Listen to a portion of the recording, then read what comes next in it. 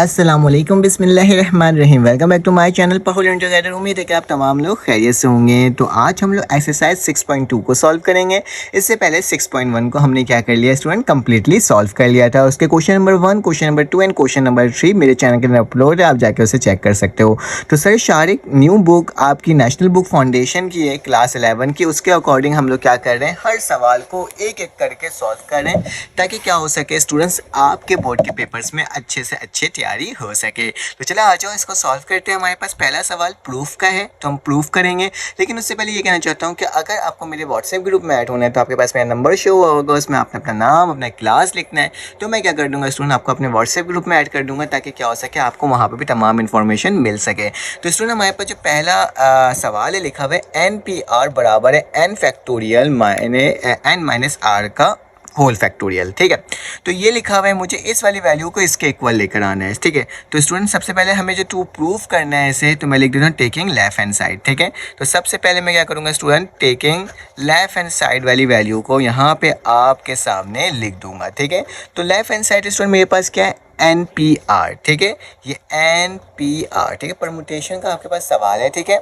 एक NPR होता है और एक NCR होता है। ठीक है, तो हम NPR की वैल्यू को सॉल्व कर रहे हैं। ठीक है, अब बेटा हमारे पास NPR तो लेफ्ट हैंड साइड में आ चुका है। अब इसको बेटा हमें क्या करना है, अब हम इसको लिखेंगे NPR को एज अ ओपन करके। ठीक है, इसको फार्मूला के फॉर्म में लिखेंगे। ठीक है, तो मैं लिख देता हूँ, अगर हम इसको फैक्टोरियल फॉर्म में लिखना चाहें तो मैं इसको इस तरह से लिख सकता हूँ कि अगर हम इसको स्टूडेंट फैक्टोरियल, क्योंकि ये बुक के अंदर आपके एग्जाम्पल्स के अंदर भी मौजूद है। ठीक है, कि अगर NPR है तो वो किस फॉर्म में लिखाया जा सकता है, वो फैक्टोरियल फॉर्म में लिखा जा सकता है। और इसको लिखने का तरीका क्या होता है, इसको लिखने का तरीका होता है स्टूडेंट हमारे पास कि NPR है ना, तो मेरे पास क्या होगा, n माइनस 1, फिर उसके बाद n माइनस 2। ठीक है, फिर इसके बाद क्या होगा स्टूडेंट, n माइनस 3। देखो सब एक दूसरे से मल्टीप्लाई हो रहा है। ठीक है, फिर dot dot dot dot dot dot dot dot dot, फिर ये कहाँ तक जाएगा स्टूडेंट, n माइनस, यहाँ पे r लिखा हुआ है ना, तो हम लिखेंगे n, मतलब कि जो आखिरी वैल्यू होगी वो क्या होगी स्टूडेंट हमारे पास, लाइक अगर इसको यहाँ तक लेके जाओगे तो r माइनस 1 तक n लिख दिया, और यहाँ पे क्या हो जाएगा r माइनस 1। ठीक है, इसको ओपन करने का तरीका होता है। ठीक है, तो इसको मैंने इस तरीके से आपके सामने स्टूडेंट लिख दिया। ठीक है, कोई मसले की बात नहीं है ना, तो मैंने इसको इस तरह से लिख दिया। अब स्टूडेंट इसको और अच्छे तरीके से लिखना चाहूँ तो इसको ऐसे लिख सकता हूँ, n माइनस 1, फिर से n माइनस 2, फिर इसके बाद student n minus 3, dot dot dot dot dot. ठीक है, अब इसको सॉल्व कर लो, n माइनस r प्लस का 1। ठीक है, तो ये मैंने आपके सामने स्टूडेंट ट्रम लिख करके दिखा दिया। ठीक है, अब याद रखना स्टूडेंट, अगर n माइनस r प्लस 1 है ना, तो अगर इसको आगे सॉल्व करेंगे तो 1 क्या हो जाएगा स्टूडेंट, माइनस हो जाएगा, तो n माइनस r आ जाएगा। फिर उसके आगे जाओगे तो क्या हो जाएगा स्टूडेंट, क्योंकि हम इसको ओपन करते जाते हैं। ठीक है, मतलब यहाँ पे n माइनस r प्लस 1 आया है ना, अब इसके आगे जाऊँगा तो क्या आएगा स्टूडेंट, n माइनस r आएगा, प्लस का 1 है वो माइनस के 1 से क्या होगा, कैंसिल आउट होगा। फिर उसके आगे जाओगे तो क्या आ जाएगा स्टूडेंट, हमारे पास कोई दूसरी वैल्यू आएगी, n माइनस 1 के बाद n माइनस फिर 2 करवाऊंगा तो उसमें कोई एक वैल्यू बन करके आएगी। फिर एंड स्पॉट आखिरी तक हमारे पास कहाँ तक जाता है, 1 तक जाता है। ठीक है, तो स्टूडेंट मैं इस वाली टर्म को क्या करूँगा, इस तरह से लिखूँगा कि n माइनस 1, फिर उसके बाद n माइनस 2, फिर इसके बाद n minus 3, dot dot dot dot dot n minus r plus 1। ठीक है, इस वाली टर्म को क्या करूँगा स्टूडेंट, मल्टीप्लाई करवा दूंगा। ठीक है, किससे मल्टीप्लाई करूँगा, क्योंकि इसके आगे क्या आएगा, माइनस 1 इसका अगली वाली वैल्यू होगी, तो क्या आएगा n माइनस r।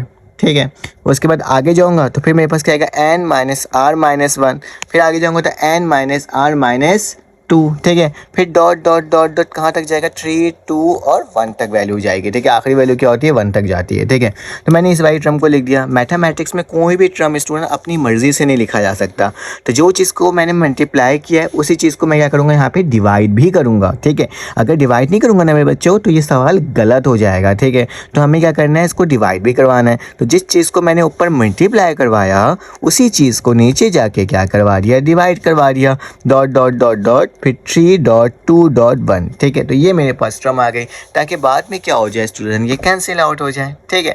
अब स्टूडेंट आपने एक चीज़ याद रखनी है, ये जो पूरी वैल्यू है n, n-1, n-2, n-3, n-4, n-5, कहाँ तक जाएगा, n-r+1, फिर n-r, फिर n-r-1 और कहाँ तक जाएगा, 1 तक। तो ये तमाम वैल्यू जो होती है ना स्टूडेंट किसके बराबर होती है, n फैक्टोरियल के बराबर होती है, ठीक है। ये हमारे पास तमाम वैल्यू किसके बराबर होती है, n फैक्टोरियल के साथ। और क्योंकि यहाँ पे सिर्फ n-r, फिर ये नॉर्मल वैल्यूज़ चल रही है, ठीक है, 1 तक जा रही है, ठीक है। तो ऐसी वैल्यूज़ जो होती है स्टूडेंट वो मेरे पास किसके बराबर होती है, वो होती है n-r का फैक्टोरियल। और हमें स्टूडेंट यही प्रूफ करना था, देखो ना, NPR बराबर है किसके, n फैक्टोरियल n-r फैक्टोरियल के। तो हमने इसको क्या कर लिया स्टूडेंट, प्रूफ कर लिया कि लेफ्ट हैंड साइड बराबर है किसके स्टूडेंट, राइट हैंड साइड के, हैंस प्रूफ, ठीक है। इसमें थोड़ा सा कॉन्सेप्ट बेस्ड सवाल है स्टूडेंट, तो इसको आपने क्या करना होगा, देखना होगा, ठीक है, थोड़ा सा समझना पड़ेगा, फिर इन द एंड आपको ये तमाम सवालात सॉल्व हो जाएंगे। चलो आज इसका नेक्स्ट पार्ट करते हैं, पार्ट नंबर 2, और देखते हैं कि उसका आंसर किस तरह से आएगा। चलो आज इसको चेक करते हैं। स्टूडेंट हमारे पास पार्ट नंबर 2 आ गया है, तो चलो आज जल्दी से इसको भी सॉल्व कर लेते हैं, ताकि क्या हो सके, हम अच्छे से अच्छे काम बहुत अच्छे तरीके से क्या कर सकें। स्टूडेंट अगर आपको कोई प्रॉब्लम आती है ना कि आपको कोई चीज़ याद नहीं हो रहा होता और आप चाहते हो कि आपका बेस्ट तरीके से याद हो, तो आप जब भी अपना काम स्टार्ट करो या कुछ याद करने की कोशिश करो ना, तो पहले बिस्मिल्लाह पढ़ लिया करो, ताकि क्या हो सके, आपके ना जो चीज़ें याद करनी हो ना वो बहुत आसान तरीके से हो जाए। और साथ साथ रब्बी ज़िदनी इल्मा भी पढ़ लिया करो, ताकि क्या हो सके, जो चीज़ आपको चीज़ जहन में याद रखना है या फिर उस चीज़ को क्या करना है, प्रैक्टिस रखना है, तो वो आपके जहन में हो जाए। क्योंकि इसका मतलब ही तो यही है ना कि ए मेरे रब मेरे इल्म में इजाफा फरमा। तो इस तरीके से आप अगर करोगे ना, तो आपको हमेशा हर चीज़ क्या होगी स्टूडेंट, याद रहेगी, ठीक है। तो चलो आज वक्त को ज़ाया किए बगैर हम आगे चलते हैं और NPN और NP-1 को प्रूफ करते हैं एक दूसरे से कैसे बराबर है। देखो, अगर NPR था तो वो किसके बराबर था स्टूडेंट, n फैक्टोरियल n-r, मतलब n और माइनस का r फैक्टोरियल था, ठीक है। तो अगर NPN है तो मैं इसको स्टूडेंट ऐसे लिख सकता हूँ कि ये n फैक्टोरियल है और n-n का फैक्टोरियल, ठीक है। ये सेम उसी तरीके से लिखा है, n-r हो जाएगा और ऊपर वाला n फैक्टोरियल, तो मैंने वही कर दिया। उसी तरह से स्टूडेंट अगर यहाँ लिखना चाहूँ तो ये भी n फैक्टोरियल होगा डिवाइडेड बाय ये n-1 है, ठीक है। तो मालूम है हमें n लिखूंगा, माइनस लिखूंगा, फिर n-1 लिखूंगा, ब्रैकेट लगा करके दोबारा से फैक्टोरियल लगा दूंगा, ठीक है। सेम काम किया है, जो मेरे पास यहाँ पे करना था वो यहाँ पे कर दिया। ये वाली वैल्यू को इससे माइनस करवा दिया, क्योंकि n को n से माइनस करवाया तो इसको भी n से माइनस करवा दिया, ठीक है। अब स्टूडेंट हमारे पास यहाँ पे n फैक्टोरियल हो गया, n में से n जाएगा तो क्या हो जाएगा, 0 फैक्टोरियल हो जाएगा, ठीक है। इसको मैंने आपके सामने लिख दिया। ये n फैक्टोरियल वैसे ही हो गया स्टूडेंट, ये n वैसे ही लिखा, माइनस का फिर माइनस का क्या आएगा स्टूडेंट, n आएगा, और फिर माइनस क्या हो जाएगा, प्लस का 1 आ जाएगा, और यहाँ पे क्या हो जाएगा, फैक्टोरियल हो जाएगा, ठीक है। अब स्टूडेंट इसको और लिखो, n फैक्टोरियल और 0 फैक्टोरियल, ये बराबर हो जाएगा स्टूडेंट किसके, n फैक्टोरियल, n से n कटेगा तो क्या होगा, 1 फैक्टोरियल आ जाएगा, ठीक है। अब स्टूडेंट आपको एक चीज़ याद रखने की चीज़ है कि अगर n फैक्टोरियल होता है ना, 0 फैक्टोरियल होता है ना, वो स्टूडेंट 1 के बराबर होता है। 0 फैक्टोरियल किसके बराबर होता है, 1 के बराबर होता है। और जबकि हमारे पास n फैक्टोरियल और 1 फैक्टोरियल भी स्टूडेंट 1 के बराबर होता है। तो ये वाली वैल्यू स्टूडेंट क्या हो जाएगी, हमारे पास कैंसिल आउट हो जाएगी। तो ये क्या हो जाएगा, 1 is equal to 1, that's mean left hand side, ठीक है, इक्वल होगा स्टूडेंट किसके, राइट हैंड साइड के। तो हैंस हमने इसको भी क्या कर लिया स्टूडेंट, प्रूफ कर लिया। तो कितना सिंपल सा था और कितने आसान तरीके से ये भी प्रूफ हो गया, ठीक है। याद रखना है 0 फैक्टोरियल किसके बराबर होता है, 1 के, जबकि 1 फैक्टोरियल भी स्टूडेंट किसके बराबर होता है, 1 के। चलो आज इसका नेक्स्ट पार्ट करते हैं सॉल्व। स्टूडेंट हमारे पास पार्ट नंबर 3 आ गया। तो पार्ट नंबर 3 में क्या लिखा हुआ है, NPR बराबर है n.n-1 PR-1, ठीक है। तो स्टूडेंट इसको भी ना सेम उसी तरह से सॉल्व करना है। कैसे, देखो, n फैक्टोरियल जो NPR किसके बराबर होता है, n फैक्टोरियल, और नीचे क्या हो जाएगा, n-r का होल फैक्टोरियल, ठीक है। इसको ऐसे लिख दिया। अब यहाँ पे देखो, ये मेरे पास क्या स्टूडेंट n लिखा हुआ है, इसके साथ तो हम लोग कुछ भी नहीं कर सकते, अब इसको लिख सकते हैं ना, ठीक है। ये डॉट मैंने वैसे ही लगाया, यहाँ पे n था तो क्या लिखा था, n फैक्टोरियल, लेकिन यहाँ पे n-1 है तो क्या लिखूंगा स्टूडेंट, n-1 का होल फैक्टोरियल, ठीक है। उसी तरह से स्टूडेंट नीचे क्या था, n-r, तो मतलब ये वाली टर्म इससे क्या हो जाएगा, माइनस हो जाएगा, ठीक है। तो मेरे पास क्या है स्टूडेंट, अगर नीचे लिखना चाहूँ तो n-1 है जो कि माइनस होगा स्टूडेंट किसके साथ, r-1 के साथ। तो लिख देता हूँ r-1 और यहाँ पे ब्रैकेट लगा के क्या लगा देता हूँ, होल फैक्टोरियल। ठीक है, इसको मैंने आपके सामने लिख दिया। ये वाली जो टर्म होती है वो स्टूडेंट NPR के बराबर होती है। ठीक है, तो मैं इसको लिख सकता हूँ कि मेरे पास NPR, अगर लिखना चाहो तो लिखो, फिलहाल अभी हम आगे चलते हैं। ये n को जब इससे मल्टीप्लाई करूँगा तो क्या हो जाएगा, n-1 का होल फैक्टोरियल। ठीक है, और नीचे वाली टर्म को स्टूडेंट मल्टीप्लाई करेंगे तो क्या होगा, n-1 माइनस प्लस माइनस का r माइनस माइनस प्लस का 1। ठीक है, और यहाँ पे होल फैक्टोरियल जाएगा, माइनस का 1 प्लस का 1 कैंसिल आउट हुआ, तो n-1 का फैक्टोरियल डिवाइडेड बाय क्या हो जाएगा स्टूडेंट, n-r का फैक्टोरियल। सही है, ये मैंने इस तरह से आपके सामने लिख दिया। अब सुनिए, याद रखना n-1 n-2 n-3 ये तमाम वैल्यूज़ किसके बराबर होते हैं, n फैक्टोरियल के बराबर होता है। ठीक है, तो मैंने n फैक्टोरियल लिख दिया और नीचे क्या आ गया, n-r का फैक्टोरियल। अब देखो n फैक्टोरियल n-r का फैक्टोरियल किसके बराबर होता है स्टूडेंट, NPR के। तो मैं इसको बोल सकता हूँ कि मेरे पास किसके बराबर है, NPR के। तो ज़रा गौर से देखो, लेफ़्ट हैंड साइड बराबर हो गया किसके, राइट हैंड साइड के। तो ये मैं क्या लिख दूंगा, हैंड्स प्रूफ। बहुत सिंपल सा सवाल है और बहुत ही आसान तरीके से स्टूडेंट क्या होते जा रहा है, सॉल्व होते जा रहा है। जैसे ही लेंथी क्वेश्चन आएगा हम आपको बताएंगे कैसे सॉल्व करना है। जब तक के लिए इसका स्क्रीनशॉट ले लो ताकि आपके पास ये टर्म आ जाए। ठीक है, चलो आज इसका नेक्स्ट पार्ट सॉल्व करते हैं।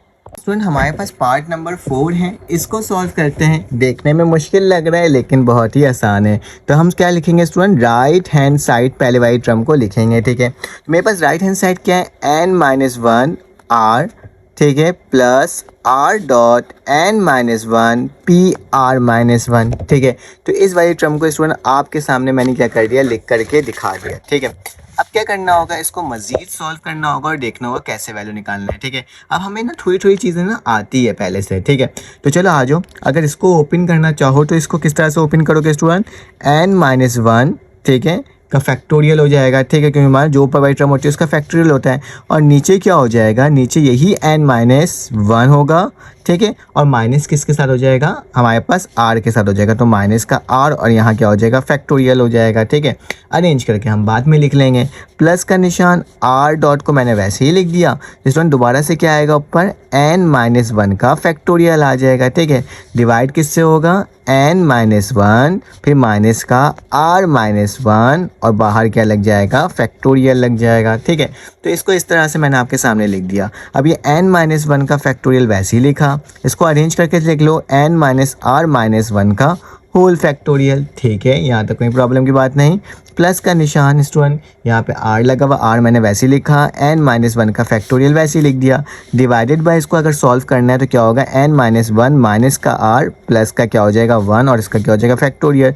प्लस से माइनस क्या हो गया, कैंसिल आउट। तो इसको मज़ीद अगर लिखना है तो मेरे पास क्या वैल्यू आ जाएगी स्टूडेंट, n-1 का फैक्टोरियल और नीचे क्या आ जाएगा, n-r-1 का फैक्टोरियल प्लस का निशान r, यहाँ पे n-1 का फैक्टोरियल डिवाइडेड बाय क्या हो जाएगा, n-r का फैक्टोरियल। ठीक है, अब इसमें से मेरे पास n-1 क्या आ रहा है, कॉमन आ रहा है। ठीक है, तो अगर मैं n-1 को कॉमन निकाल लूँ तो मेरे पास इसकी क्या वैल्यू बनेगी।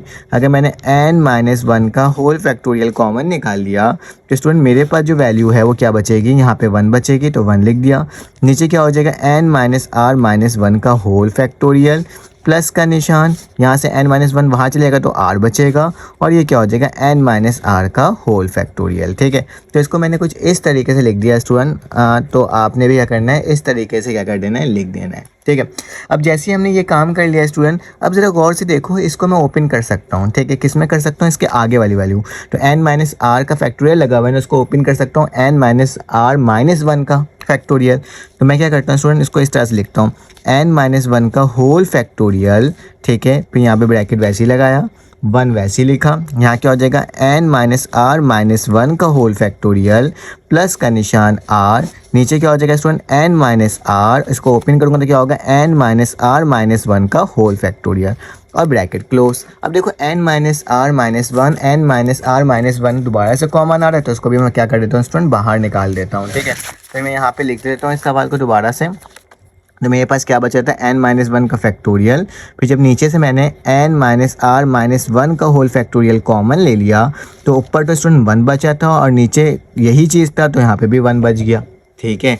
फिर प्लस का निशान ऊपर आर था, एक टर्म को मैंने ओपन किया था तो एक टर्म यहाँ पे क्या हो गया एन माइनस आर बच गया सिर्फ और सिर्फ, ठीक है, और ब्रैकेट ऑफ, ठीक है। अब देखना चाहो तो मैं दिखा देता हूँ। देखो ये मेरे पास चले गया बाहर तो नीचे 1 बच गया, ये भी वहाँ चले गया तो क्या बच गया एन माइनस आर बच गया, ठीक है। तो यहाँ तक तो हमने स्टूडेंट्स को क्या कर लिया, सॉल्व कर लिया।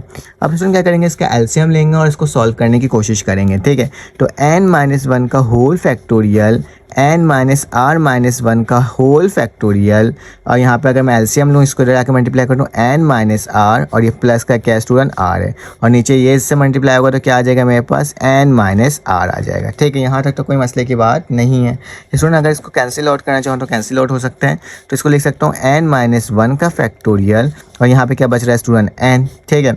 उसके बाद मेरे पास क्या आ जाएगा n माइनस आर माइनस 1 का फैक्टोरियल और n माइनस आर। तो स्टूडेंट आपको बहुत अच्छे से एक चीज़ पता है कि अगर मेरे पास ये इसके उस साइड जाऊंगा तो ये माइनस क्या हो जाएगा प्लस 1 हो जाएगा, तो n माइनस आर आ जाएगा, फिर n माइनस आर प्लस 1, फिर n माइनस आर प्लस 2, इस तरह से वहाँ जाएगा। अगर अपोजिट साइड जाओगे तो दूसरी वैल्यू आएगी, मतलब -2 -3 -4 होगा। तो स्टूडेंट इस वाली वैल्यू को ना मैं इस वाली वैल्यू में क्या कर सकता हूँ, क्लोज कर सकता हूँ, और ऊपर n वाली वैल्यू को क्या कर सकता हूँ, क्लोज कर सकता हूँ।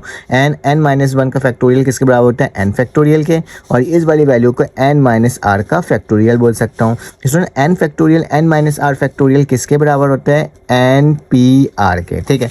अब हमें प्रूफ क्या करना था, हमें प्रूफ भी तो यही करना था कि ये n p r इसके बराबर है, तो ये मेरे पास n p r आ गया, ठीक है। अब स्टूडेंट्स का आप स्क्रीनशॉट ले सकते हो ताकि आपके पास इसके तमाम मटेरियल्स मिल जाए। तो ये पेज है मेरे पास एक, और फिर उसके स्टूडेंट्स के बाद मेरे पास ये वाला पेज है।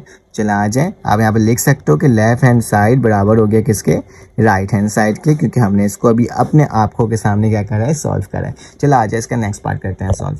तो हमारे पास पार्ट नंबर 5 आ गया है, इसको भी सॉल्व कर लेते हैं और देखते हैं किस तरह से सॉल्व हो रहा है। तो सेम वही कंडीशन अप्लाई करेंगे कि लेफ्ट हैंड साइड को हम लोग पकड़ लेंगे, ठीक है, सॉरी राइट हैंड साइड को हम लोग क्या लेंगे, सपोज करेंगे कि 2 लिखा हुआ है student dot n p n minus 2। तो इसका मतलब क्या है स्टूडेंट कि 2 मैंने वैसे लिख दिया, डॉट लिख दिया, n p n माइनस 2 किसके बराबर होगा स्टूडेंट, जाहिर सी बात है n फैक्टोरियल के, और नीचे क्या हो जाएगा n, ठीक है, एक ये हो गया, माइनस होगा किससे, n माइनस 2, और इसके साथ होल फैक्टोरियल, ठीक है। यही टर्म को मैंने आपके सामने लिख दिया। अब स्टूडेंट इसके आगे आपने एक साथ इसको सॉल्व कर लेना। अगर आप इसको लेफ्ट हैंड साइड करके सॉल्व करोगे ना तो फिर आपके पास काफ़ी ज़्यादा लंबा हो जाएगा। चलो ऐसे भी कर ही लेते हैं, कोई मसले की बात नहीं है, ठीक है। 2 लिख दिया मैंने डॉट, और फिर n फैक्टोरियल क्या होता है, n फैक्टोरियल के बराबर होता है divided by n minus n किसके बराबर होता है स्टूडेंट, n माइनस n मेरे पास कट जाएगा, n माइनस n माइनस का 2 लिखा हुआ है, ठीक है। और यहाँ पे 2 फैक्टोरियल माइनस माइनस क्या हो जाएगा, प्लस का 2 हो जाएगा, ठीक है। तो इसमें यहाँ पे क्या वैल्यू आ गई, 2 लिखा, n फैक्टोरियल लिखा, डिवाइडेड बाय n में से n गया तो नीचे क्या बच गया, सिर्फ और सिर्फ 2 बच गया।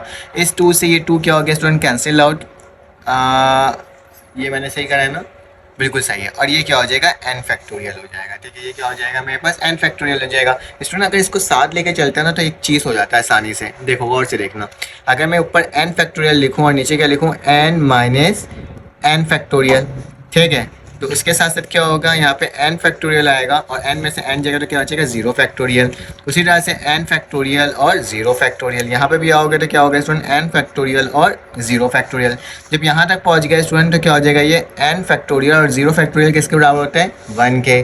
तो स्टूडेंट क्या हो जाएगा, 1 हट गया तो n फैक्टोरियल बराबर हो गया n फैक्टोरियल के, ठीक है, यही होगा ना। और n से n क्या हो गया, कैंसिल आउट, तो 1 इज इक्वल टू 1, तो दोनों एक दूसरे के क्या हो गया स्टूडेंट, इक्वल हो गया, ठीक है। तो इस तरह से सॉल्व करना ज़्यादा बेहतर है। अगर अलग अलग करके करोगे ना फिर आप खुद ही कंफ्यूज हो जाओगे, ठीक है। तो ऐसे इस सवाल को कर लेना, ये आराम से क्या हो जाएगा स्टूडेंट, सॉल्व हो जाएगा। तो हमने देखो इस वाले सवाल को भी सॉल्व कर लिया। चलो आ जाए इसका नेक्स्ट पार्ट नंबर 6 को सॉल्व करते हैं।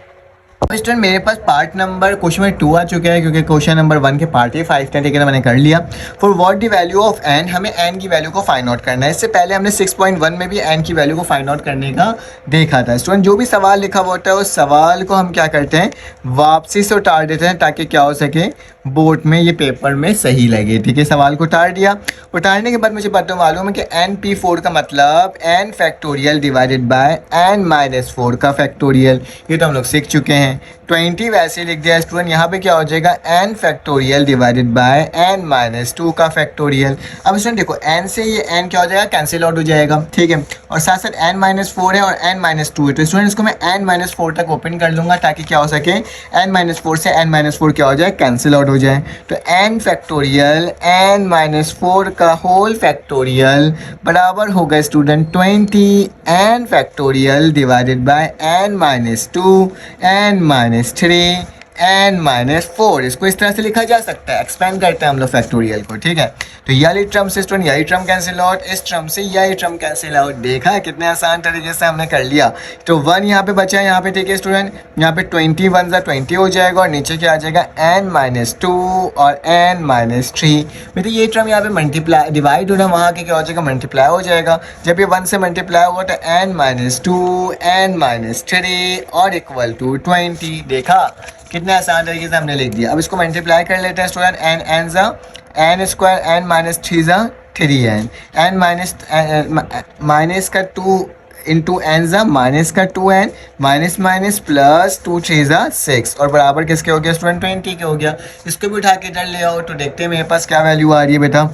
ये n का स्क्वायर हो जाएगा, ये माइनस का 5n हो जाएगा। जब ये 20 इधर आएगा तो प्लस का 6 और माइनस का 20 इक्वल टू 0 हो जाएगा स्टूडेंट। फिर क्या करूँगा मैं, यहाँ पे n का स्क्वायर लिखूँगा, माइनस का 5n लिखूँगा और माइनस का ही 14 लिख दूंगा, क्योंकि 20 में से 6 जाता है तो 14 बचता है। ठीक है, अब स्टूडेंट इसका मुझे मिडल टर्म ब्रेक लेना है, तो मिडल टर्म ब्रेक लेना बहुत ही आसान काम। 14 का बेटा एलसीएम ले लेना और 2 7 ज़ा 14 होता है और 7 को 2 से माइनस करेंगे तो माइनस का 5 आ जाएगा। तो क्या लिखता है स्टूडेंट, माइनस का 7n प्लस का 2n। ठीक है, तो ये मेरे पास हो जाएगा। ठीक है, प्लस का 2n और माइनस का 14 इक्वल टू 0। दोनों में से स्टूडेंट कॉमन क्या आ रहा है, कॉमन आ रहा है n, तो क्या बचेगा n-7। इन दोनों से कॉमन क्या आ रहा है बेटा, प्लस का 2, तो क्या बचेगा n-7। ठीक है, 2 7 ज़ा 14 होता है इक्वल टू 0। तो ये क्या हो जाएगा स्टूडेंट, n-7 दोबारा कॉमन आ गया और बच क्या गया n+2 इक्वल टू 0। अब इसको आइडर और कर लो स्टूडेंट, बहुत ही आसान सवाल है। ठीक है, n-7 equal to 0 n+2 equal to 0। तो n की वैल्यू क्या आ गई बेटा, 7 आ गई और यहाँ पे क्या आ गई, n की वैल्यू -2 आ गई। तो बेटा नेगेटिव वैल्यू कभी भी नहीं हो सकता, हमेशा पॉजिटिव वैल्यू होती है। तो n की वैल्यू क्या हो जाएगी, 7। हमने इसको देखो कितने आसान तरीके से सॉल्व कर लिया। इसका स्क्रीनशॉट ले लो, क्योंकि हमने कॉन्सेप्ट सीख लिया है ना, और जब हम कॉन्सेप्ट सीख लेते हैं तो हम सब कुछ कर सकते हैं। ठीक है स्टूडेंट, तो हमने सब कुछ कर सकते हैं। चलो आ जाए इसका नेक्स्ट पार्ट सॉल्व करते हैं। हमारे पास बेटा पार्ट नंबर 2 आ गया है। ठीक है, इसको सॉल्व करते हैं और देखते हैं किस तरह से सॉल्व होगा। सेम उसी तरीके से सॉल्व करेंगे, सोल्यूशन लिखेंगे और सवाल को वापसी से टार देंगे। ठीक है, ये 2np3 और ये 100 हो जाएगा np2 हो जाएगा। ठीक है, इसको लिख दिया। स्टूडेंट अगर इसको ओपन करना चाहो तो ये कैसे होगा, हमें मालूम ही है कि 2n का होल फैक्टोरियल डिवाइडेड बाय, यहाँ पे क्या होगा स्टूडेंट, 2n माइनस का 3 फैक्टोरियल। ठीक है, इसको मैंने आपके सामने ऐसे लिख दिया।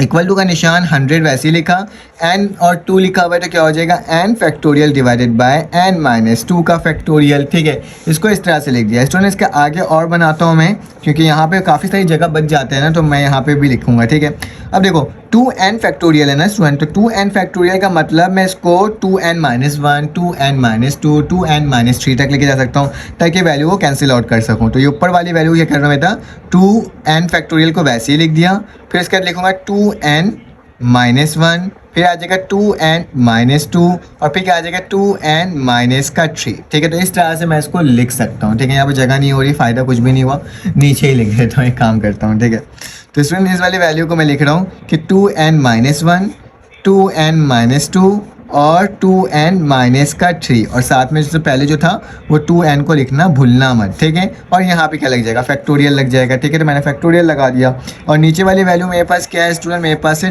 2n-3। इसको इसलिए लिखा होगा ताकि 2n से 2n क्या हो जाए, कैंसिल आउट हो जाए।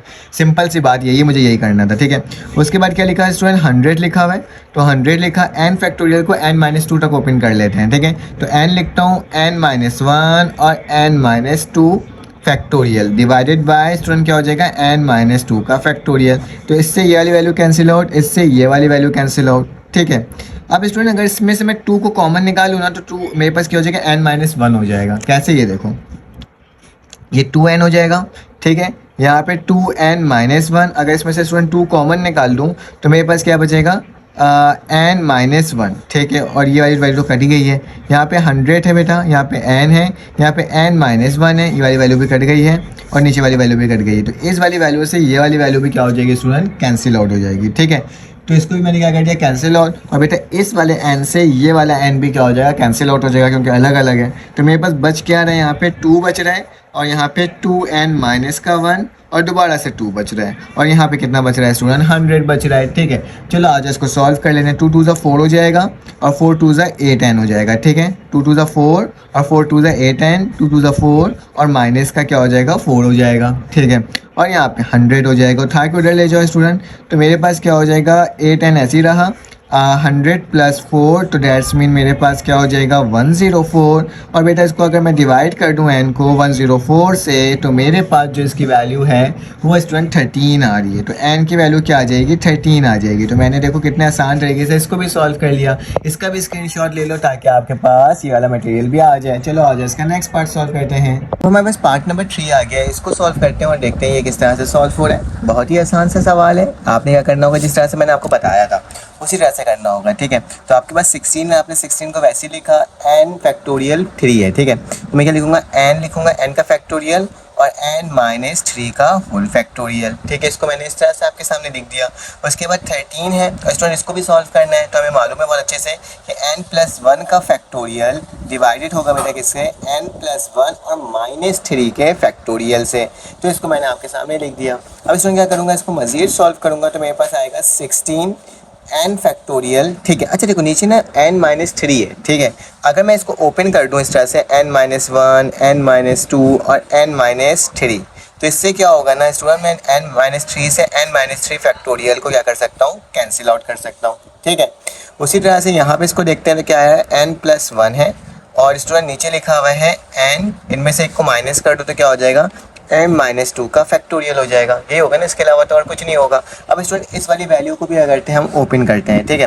तो देखो n-3 से n-3 क्या हो गया, कैंसिल आउट हो गया। तो स्टूडेंट मेरे पास यहाँ पे क्या बचा है, 16n n-1 n-2, ठीक है। और इक्वल टू के बाद बेटा इसको n-2 तक लेके जाना है। तो n+1 को वैसे ही लिखा, n+1 में 1 माइनस होगा तो क्या बचेगा, सिर्फ और सिर्फ n, फिर क्या आएगा n-1 और फिर n-2, ठीक है। तो इस तरीके से मैंने इसको भी लिख दिया और n-2 का होल फैक्टोरियल। इससे ये वाली वैल्यू कटी, n-1 से n- कटा, इस n से ये n कट गया, ठीक है। अब हमारे पास जो चीज़ें बची है सिर्फ हम उसको लिखेंगे, ठीक है। अच्छा यहाँ पे 13 था, मैंने 13 लिखा नहीं है, तो आप इसको 13 को लिखना भूलना नहीं, ठीक है। तो 13 तो हमारे पास यहाँ पे बचा हुआ है, ठीक है।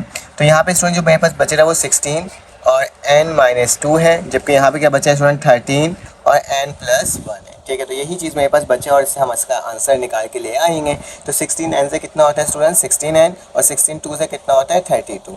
13n से कितना होता है, 13n और 13 से कितना होता है, 13। इसको सॉल्व कर लेते हैं स्टूडेंट। 16n माइनस का 13n हो जाएगा, ये इधर आ जाएगा, ठीक है। और यहाँ पे क्या हो जाएगा, प्लस का 13 और यहाँ पे आ जाएगा प्लस का 32, ये मैंने लिख दिया। इसके बाद क्या हो जाएगा, 16 में से 13 माइनस होगा तो 3n हो जाएगा और इन दोनों को जब प्लस करोगे तो क्या आ जाएगा, 45 आ जाएगा, ठीक है। तो मैंने 45 लिख दिया, 3 1 ज़ा 3, 3 15 ज़ा 45। तो बेटा मेरे पास n की वैल्यू क्या आ जाएगी, 15 आ जाएगी, ठीक है, आ जाएगी 15। तो ये मेरा क्या हो गया स्टूडेंट, आंसर हो गया। सिंपल सा था, मैथमेटिक कैलकुलेशन है और कुछ भी नहीं है, ठीक है। तो इसको आप क्या कर सकते हो स्टूडेंट, स्क्रीनशॉट ले सकते हो ताकि क्या हो जाए, आपके पास ये आंसर आ जाए। चलो आ जाए, इसका नेक्स्ट पार्ट सॉल्व करते हैं। अब हमारे पास पार्ट नंबर 4 आ गया। चलो इसको सॉल्व कर ले रहे हैं स्टूडेंट। तो n फैक्टोरियल ओवर मतलब परम्यूटेशन 5 लिखा हुआ है, ठीक है। तो ये n फैक्टोरियल हो जाएगा और ये n-5 का होल फैक्टोरियल हो जाएगा। 20 को हमने वैसे लिख दिया। यहाँ पे क्या हो जाएगा स्टूडेंट, n फैक्टोरियल और n-3 का क्या हो जाएगा, फैक्टोरियल। अब स्टूडेंट देखो नीचे -5, इसको 5 तक ओपन कर लेते हैं ताकि क्या हो जाए, कैंसिल आउट हो जाए। और यहाँ पे मेरे पास क्या है बेटा, और मेरे पास यहाँ पे जो टर्म है, अच्छा इसको मुझे ओपन करने की वैसे कोई ख़ास ज़रूरत होगी भी नहीं अगर देखा जाए। क्यों, क्योंकि n फैक्टोरियल से n factorial directly cancel out हो जा रहा है, तो मैं इसको कैंसिल आउट ही कर देता हूँ, तो ज़्यादा बेहतर यही है। तो 1 ओवर, और देखो यहाँ पे n-3 लिखा हुआ है, ठीक है, और यहाँ पे n-5 लिखा हुआ है, तो मैं इसको ऐसे ही रहने देता हूँ, ठीक है। और इस वाली टर्म को स्टूडेंट n-5 तक ओपन कर लेता हूँ, ठीक है। ये 1 ऊपर आ गया, नीचे क्या हो जाएगा n-3 है, तो n-3 के बाद क्या आएगा n-4 और n-5। जैसे हम लोग पहले कर रहे थे वैसे भी कर सकते हैं और इस तरह से भी कर सकते हैं और इसे कैंसिल आउट भी कर सकते हैं।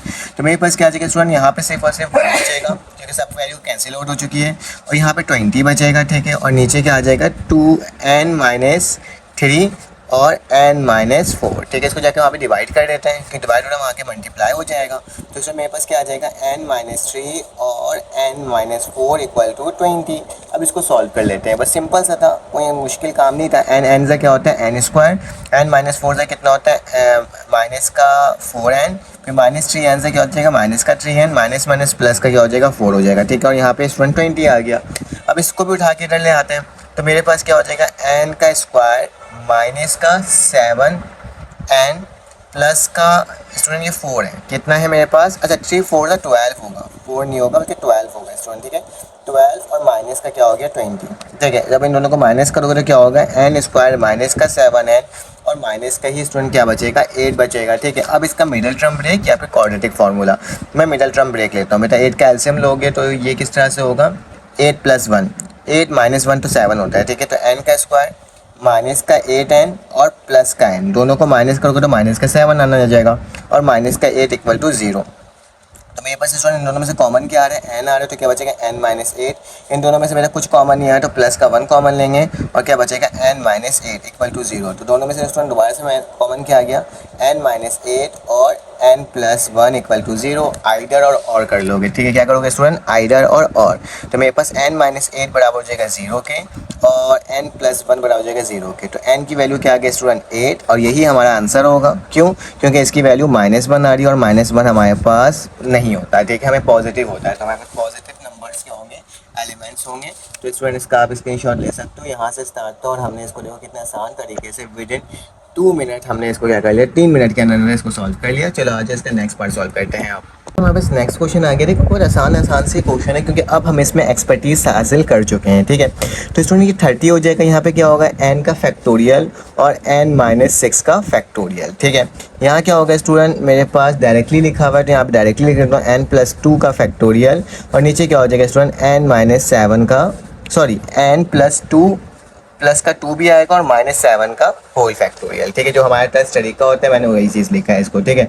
और मज़ीद इसको सॉल्व कर लेते हैं स्टूडेंट। तो मेरे पास क्या हो जाएगा 30 n फैक्टोरियल, यहाँ पे क्या हो जाएगा n-6 का होल फैक्टोरियल बराबर है किसके n+2 फैक्टोरियल, और इस यहाँ पे क्या आ जाएगा n 7 में से 2 जाएगा तो -5 फैक्टोरियल, ठीक है। तो इस तरीके से मैंने क्या कर दिया स्टूडेंट यहाँ पे आकर आपके सामने लिख दिया। अब जरा गौर से देखना, मेरे पास यहाँ पे -n फैक्टोरियल है, -5 फैक्टोरियल और -6। अगर इसको मैं 6 तक ओपन कर लूँ नीचे वाली टर्म को इस तरीके से कि 30 लिखता हूँ और यहाँ पे n+2 है ना, तो अब मुझे फैक्टोरियल हटाना है, तो इसको मैं और मज़ीद पीछे ले जाऊँ इस तरीके से। देखो n फैक्टोरियल लिखा, n-6 फैक्टोरियल वैसे ही लिख गया, ठीक है। अब इसको और पीछे लेके जाऊँगा तो क्या आएगा स्टूडेंट n+2 है, तो n+2 के बाद क्या आएगा n-1 और आखिरी में क्या आएगा n का फैक्टोरियल, ठीक है, डिवाइडेड बाय, और इसको खोल दूँ स्टूडेंट n-5 और n-6 का फैक्टोरियल। तो इस तरह से कर सकता है ना, तो इससे ये वाली वैल्यू कट गई, n फैक्टोरियल से n कट गया, क्योंकि मुझे फैक्टोरियल वाली टर्म को क्या करना होता है ख़त्म करना होता है। तो यहाँ पे 30 बच रहा है सिर्फ और सिर्फ, और यहाँ पे n+2 n-1 और n-5 बच रहा है, ठीक है। तो इस वाली वैल्यू को मैं क्या कर देता हूँ आगे लिख देता हूँ। अच्छा एक गलती यहाँ पे ये हो गई स्टूडेंट कि ये n+2 के बाद n+1 होगा फिर n आएगा, ठीक है, माइनस नहीं आएगा, ठीक है, कि माइनस हो रहा था तो तभी तो प्लस में आएगा ना 1, ठीक है। तो चलो आज इसको इस तरह से मैं यहाँ पे लिख लेता हूँ कि मेरे पास यहाँ पे जो बच रही वैल्यू 30 बच रही है और यहाँ पे बचा था मेरे पास n+2 और n+1 और नीचे जो आया था स्टूडेंट क्या था n-5, ठीक है। तो इस तरीके से ही मैंने आपके सामने लिख दिया। अब इससे सिंपली क्या करना है स्टूडेंट सॉल्व करना और कुछ नहीं करना, ठीक है। तो सॉल्व करना तो हम बहुत अच्छे से जानते हैं, इसको उठा के इधर ले आते हैं, ठीक है। तो इसमें क्या होगा n-5 multiply by 30 equal to, इन दोनों को मल्टीप्लाई करते हैं n ज़ा n², n1 ज़ा n, n2 ज़ा 2n और 2 1 ज़ा 2, ठीक है। अब इसको भी मल्टीप्लाई कर लेते हैं तो 30n 35 से कितना होता है मेरे पास स्टूडेंट 150 होता है, तो क्या लिख दूंगा 150, ठीक है। यहाँ पे n का square plus n plus 2n plus का 2, ठीक है, उठा के इक्वल इन टर्म को इसके इक्वल के बाद ले जाते हैं, ठीक है। तो मेरे पास स्टूडेंट यहाँ पे क्या बच जाएगा, n का स्क्वायर वैसे ही रहेगा, प्लस का n है, ये उधर जाके क्या हो जाएगा प्लस का n प्लस का 2n 3n होता है, ठीक है, और ये उधर जाएगा तो माइनस का 30n हो जाएगा, ठीक है। फिर उसके बाद बेटा मेरे पास प्लस का 2 लिखा हुआ है और वहाँ जाएगा तो ये प्लस का 150 हो जाएगा इक्वल टू 0, ठीक है। ये होगा ना, इसके अलावा तो और कुछ हो ही नहीं सकता था। तो बेटा ये n का स्क्वायर इन दोनों को माइनस करोगे तो मेरे पास माइनस का 27n आएगा, ठीक है, और इन दोनों को प्लस करोगे तो क्या आएगा 152। बेटा इसको मिडल टर्म ब्रेक से ही सॉल्व नहीं होगा, हम इसे क्वाड्रेटिक फार्मूला से सॉल्व करेंगे। तो मेरे पास a की वैल्यू स्टूडेंट क्या होती है 1, जो भी स्क्वायर वाली टर्म होती है उसकी पहली वाली वैल्यू, b की वैल्यू दूसरी होगी माइनस का 27 और c की वैल्यू क्या होगी 152, ठीक है। ये मैंने आपके सामने लिख दिया। अब क्या करना होगा, अब यूजिंग करना होगा क्वाड्रेटिक फार्मूला, यहाँ पे लिख देना यूजिंग क्वाड्रेटिक फार्मूला। हम क्या करने जा रहे हैं, क्वाड्रेटिक फार्मूला को अप्लाई करने जा रहे हैं सवाल को सॉल्व करने के। तो आपको मालूम होगा कि n बराबर होता है minus plus minus under root b का square minus 4ac divided by 2a, ठीक है। तो ये मेरे पास फार्मूला होता है, तो ये मैंने आपके सामने लिख दिया। अब इस फार्मूला के अंदर स्टूडेंट क्या करना होगा, हमें वैल्यू को पुट करनी होगी। तो n बराबर है माइनस b की वैल्यू, तो अब हम क्या करेंगे, इसकी वैल्यूज़ को लिख देंगे। माइनस वाली टर्म तो यहाँ पर आ गई, जबकि b की वैल्यू क्या थी माइनस का 27, ठीक है।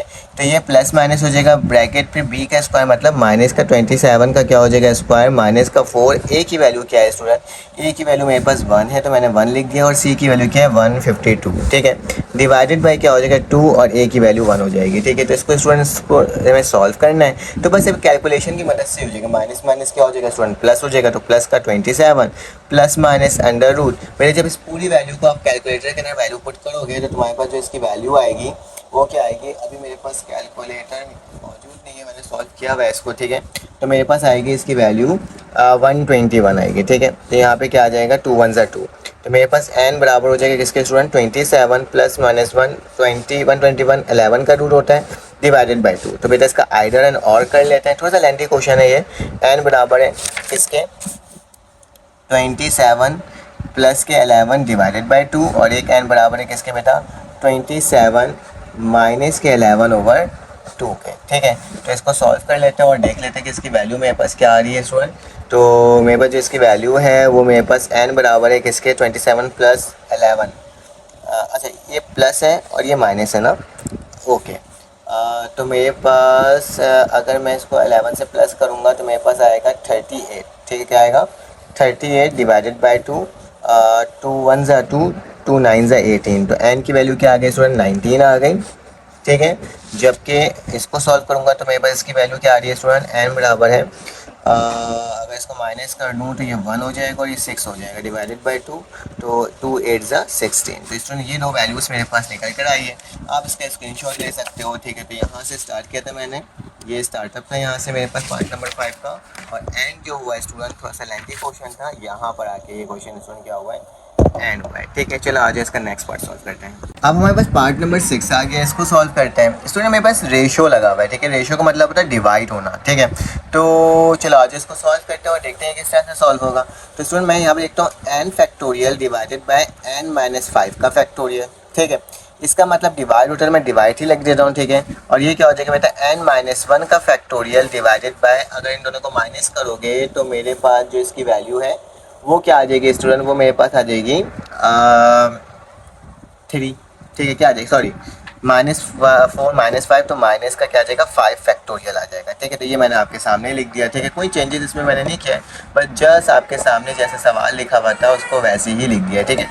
अब इसका सवाल है क्या आपके पास, सबसे पहले तो ये मैंने इसका डायरेक्टली ये लिखा है, तो सवाल यहाँ पे ये इस तरह से लिखा हुआ था n की पावर 5, ठीक है, रेशो, फिर ये लिखा हुआ है n माइनस 1 P4 और फिर लिखा हुआ था इक्वल टू 6:1, ठीक है। इस सवाल को मैंने इस सवाल में बनाया है, ठीक है, डायरेक्टली लिख दिया, ठीक है।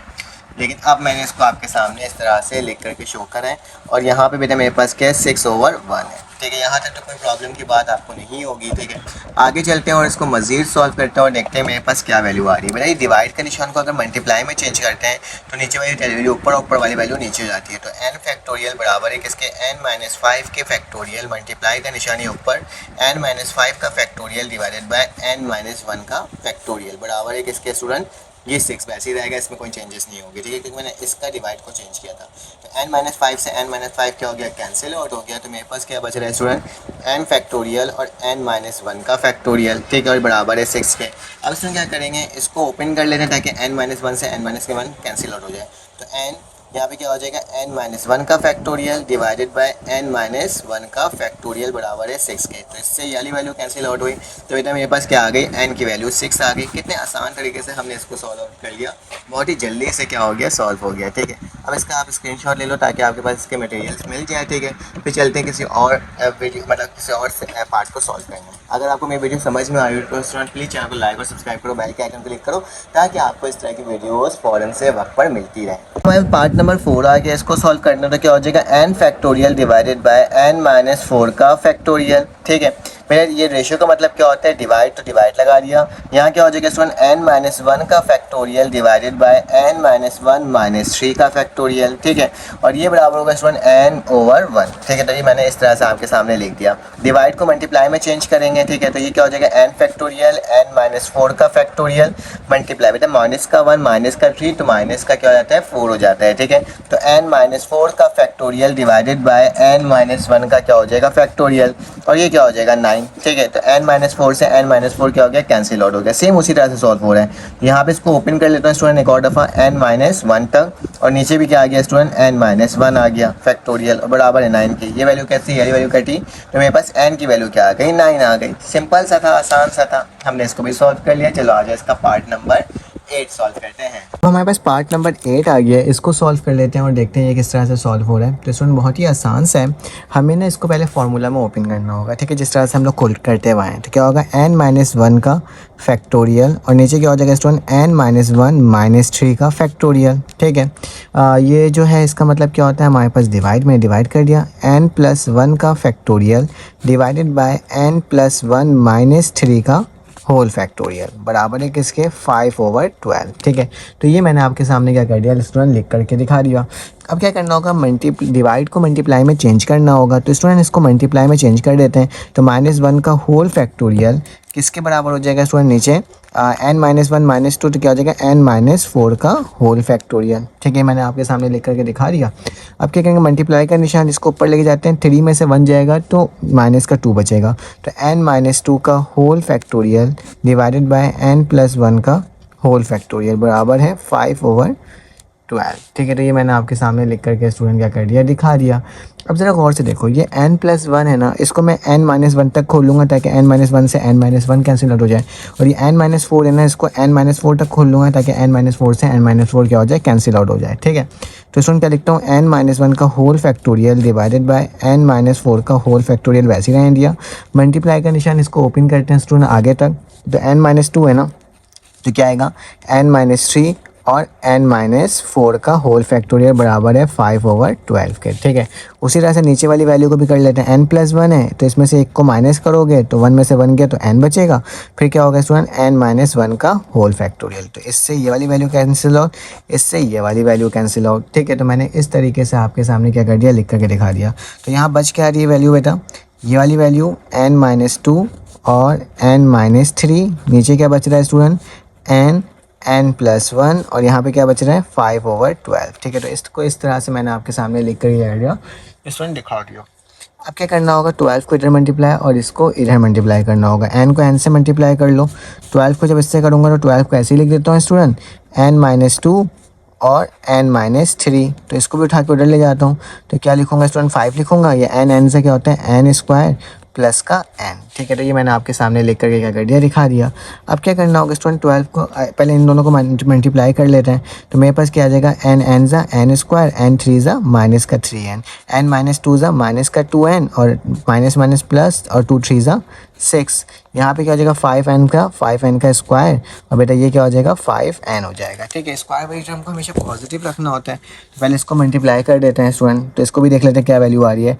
ये 12n का स्क्वायर, ये क्या हो जाएगा, 12 को अगर मैं 3 से मल्टीप्लाई करूँ या फिर इन दोनों को प्लस कर दूँ 5 से। ठीक है, तो माइनस का 3 माइनस का 2 किसके बराबर होता है, माइनस के 5, और 12 5 से मेरे पास कितना होता है स्टूडेंट, आई थिंक सो हमारे पास जो आएगी वैल्यू वो 60 आ जाएगी। ठीक है, 12 3 6 12 है ना, और 12 को 5 से करेंगे तो क्या आ जाएगा स्टूडेंट, 60n आ जाएगा। ठीक है, और प्लस का क्या आ जाएगा स्टूडेंट, अगर 12 को 6 से करोगे तो 72 आ जाएगा। ठीक है, तो ये मेरे पास वैल्यू आ गई 5n का स्क्वायर प्लस 5n। ठीक है, उठा के इधर ले आओ, तो मेरे पास क्या हो जाएगा 12n का स्क्वायर माइनस का 5n ठीक है, का स्क्वायर माइनस का 60n है, ये बेटा कुछ बचा और ये तो इधर आ जाएगा माइनस का ही 5n हो जाएगा, ठीक है। और यहाँ पे मेरे पास जो इसकी वैल्यू आएगी प्लस का 72 है, ठीक है। तो प्लस का 72 और इक्वल टू 0, ठीक है। तो इसको मैंने आपके सामने स्टूडेंट क्या कर दिया, लिख करके दिखा दिया। अब इसको और सॉल्व कर लेते हैं। 12 में से अगर 5 को माइनस करोगे तो स्टूडेंट हमारे पास 7 बचेगा, ठीक है। तो 7n का स्क्वायर माइनस का 60n और ये कितना हो जाएगा 65n हो जाएगा, ठीक है। और प्लस का 72 इक्वल टू 0, ठीक है। तो इसको मैंने आपके सामने ऐसे लिख दिया। अब क्वाड्रेटिक फार्मूला लगा लेंगे, ठीक है। क्वाड्रेटिक फार्मूला में बेटा a की वैल्यू क्या होगी 7, b की वैल्यू क्या होगी माइनस का 65 और c की वैल्यू क्या होगी 72, ठीक है। तो मैंने आपके सामने लिख दिया। अब इसको क्वाड्रेटिक फार्मूला हमें मालूम है n बराबर होता है किसके minus b plus minus under root b square minus का 4ac और अपॉन क्या होता है मेरे पास स्टूडेंट 2a होता है। तो मैंने इसको इसी तरह से लिखा जिस तरह से मुझे लिखना था, ठीक है। अब मैंने क्या करना होगा स्टूडेंट n लिखना होगा, माइनस वैसे लिखेंगे, b की वैल्यू क्या है माइनस का 65 plus minus under root minus का 65 का होल स्क्वायर माइनस का 4, a की वैल्यू क्या है बेटा 7 और c की वैल्यू क्या है 72, ठीक है। तो इस तरह से मैंने आपके सामने लिख करके दिखा दिया और डिवाइडेड बाय क्या हो जाएगा 2a की वैल्यू क्या है 7, ठीक है। अब मेरे पास अगर n को सॉल्व करूँगा स्टूडेंट इसको पूरा, तो ये प्लस का 65 हो जाएगा, माइनस माइनस प्लस हो जाता है।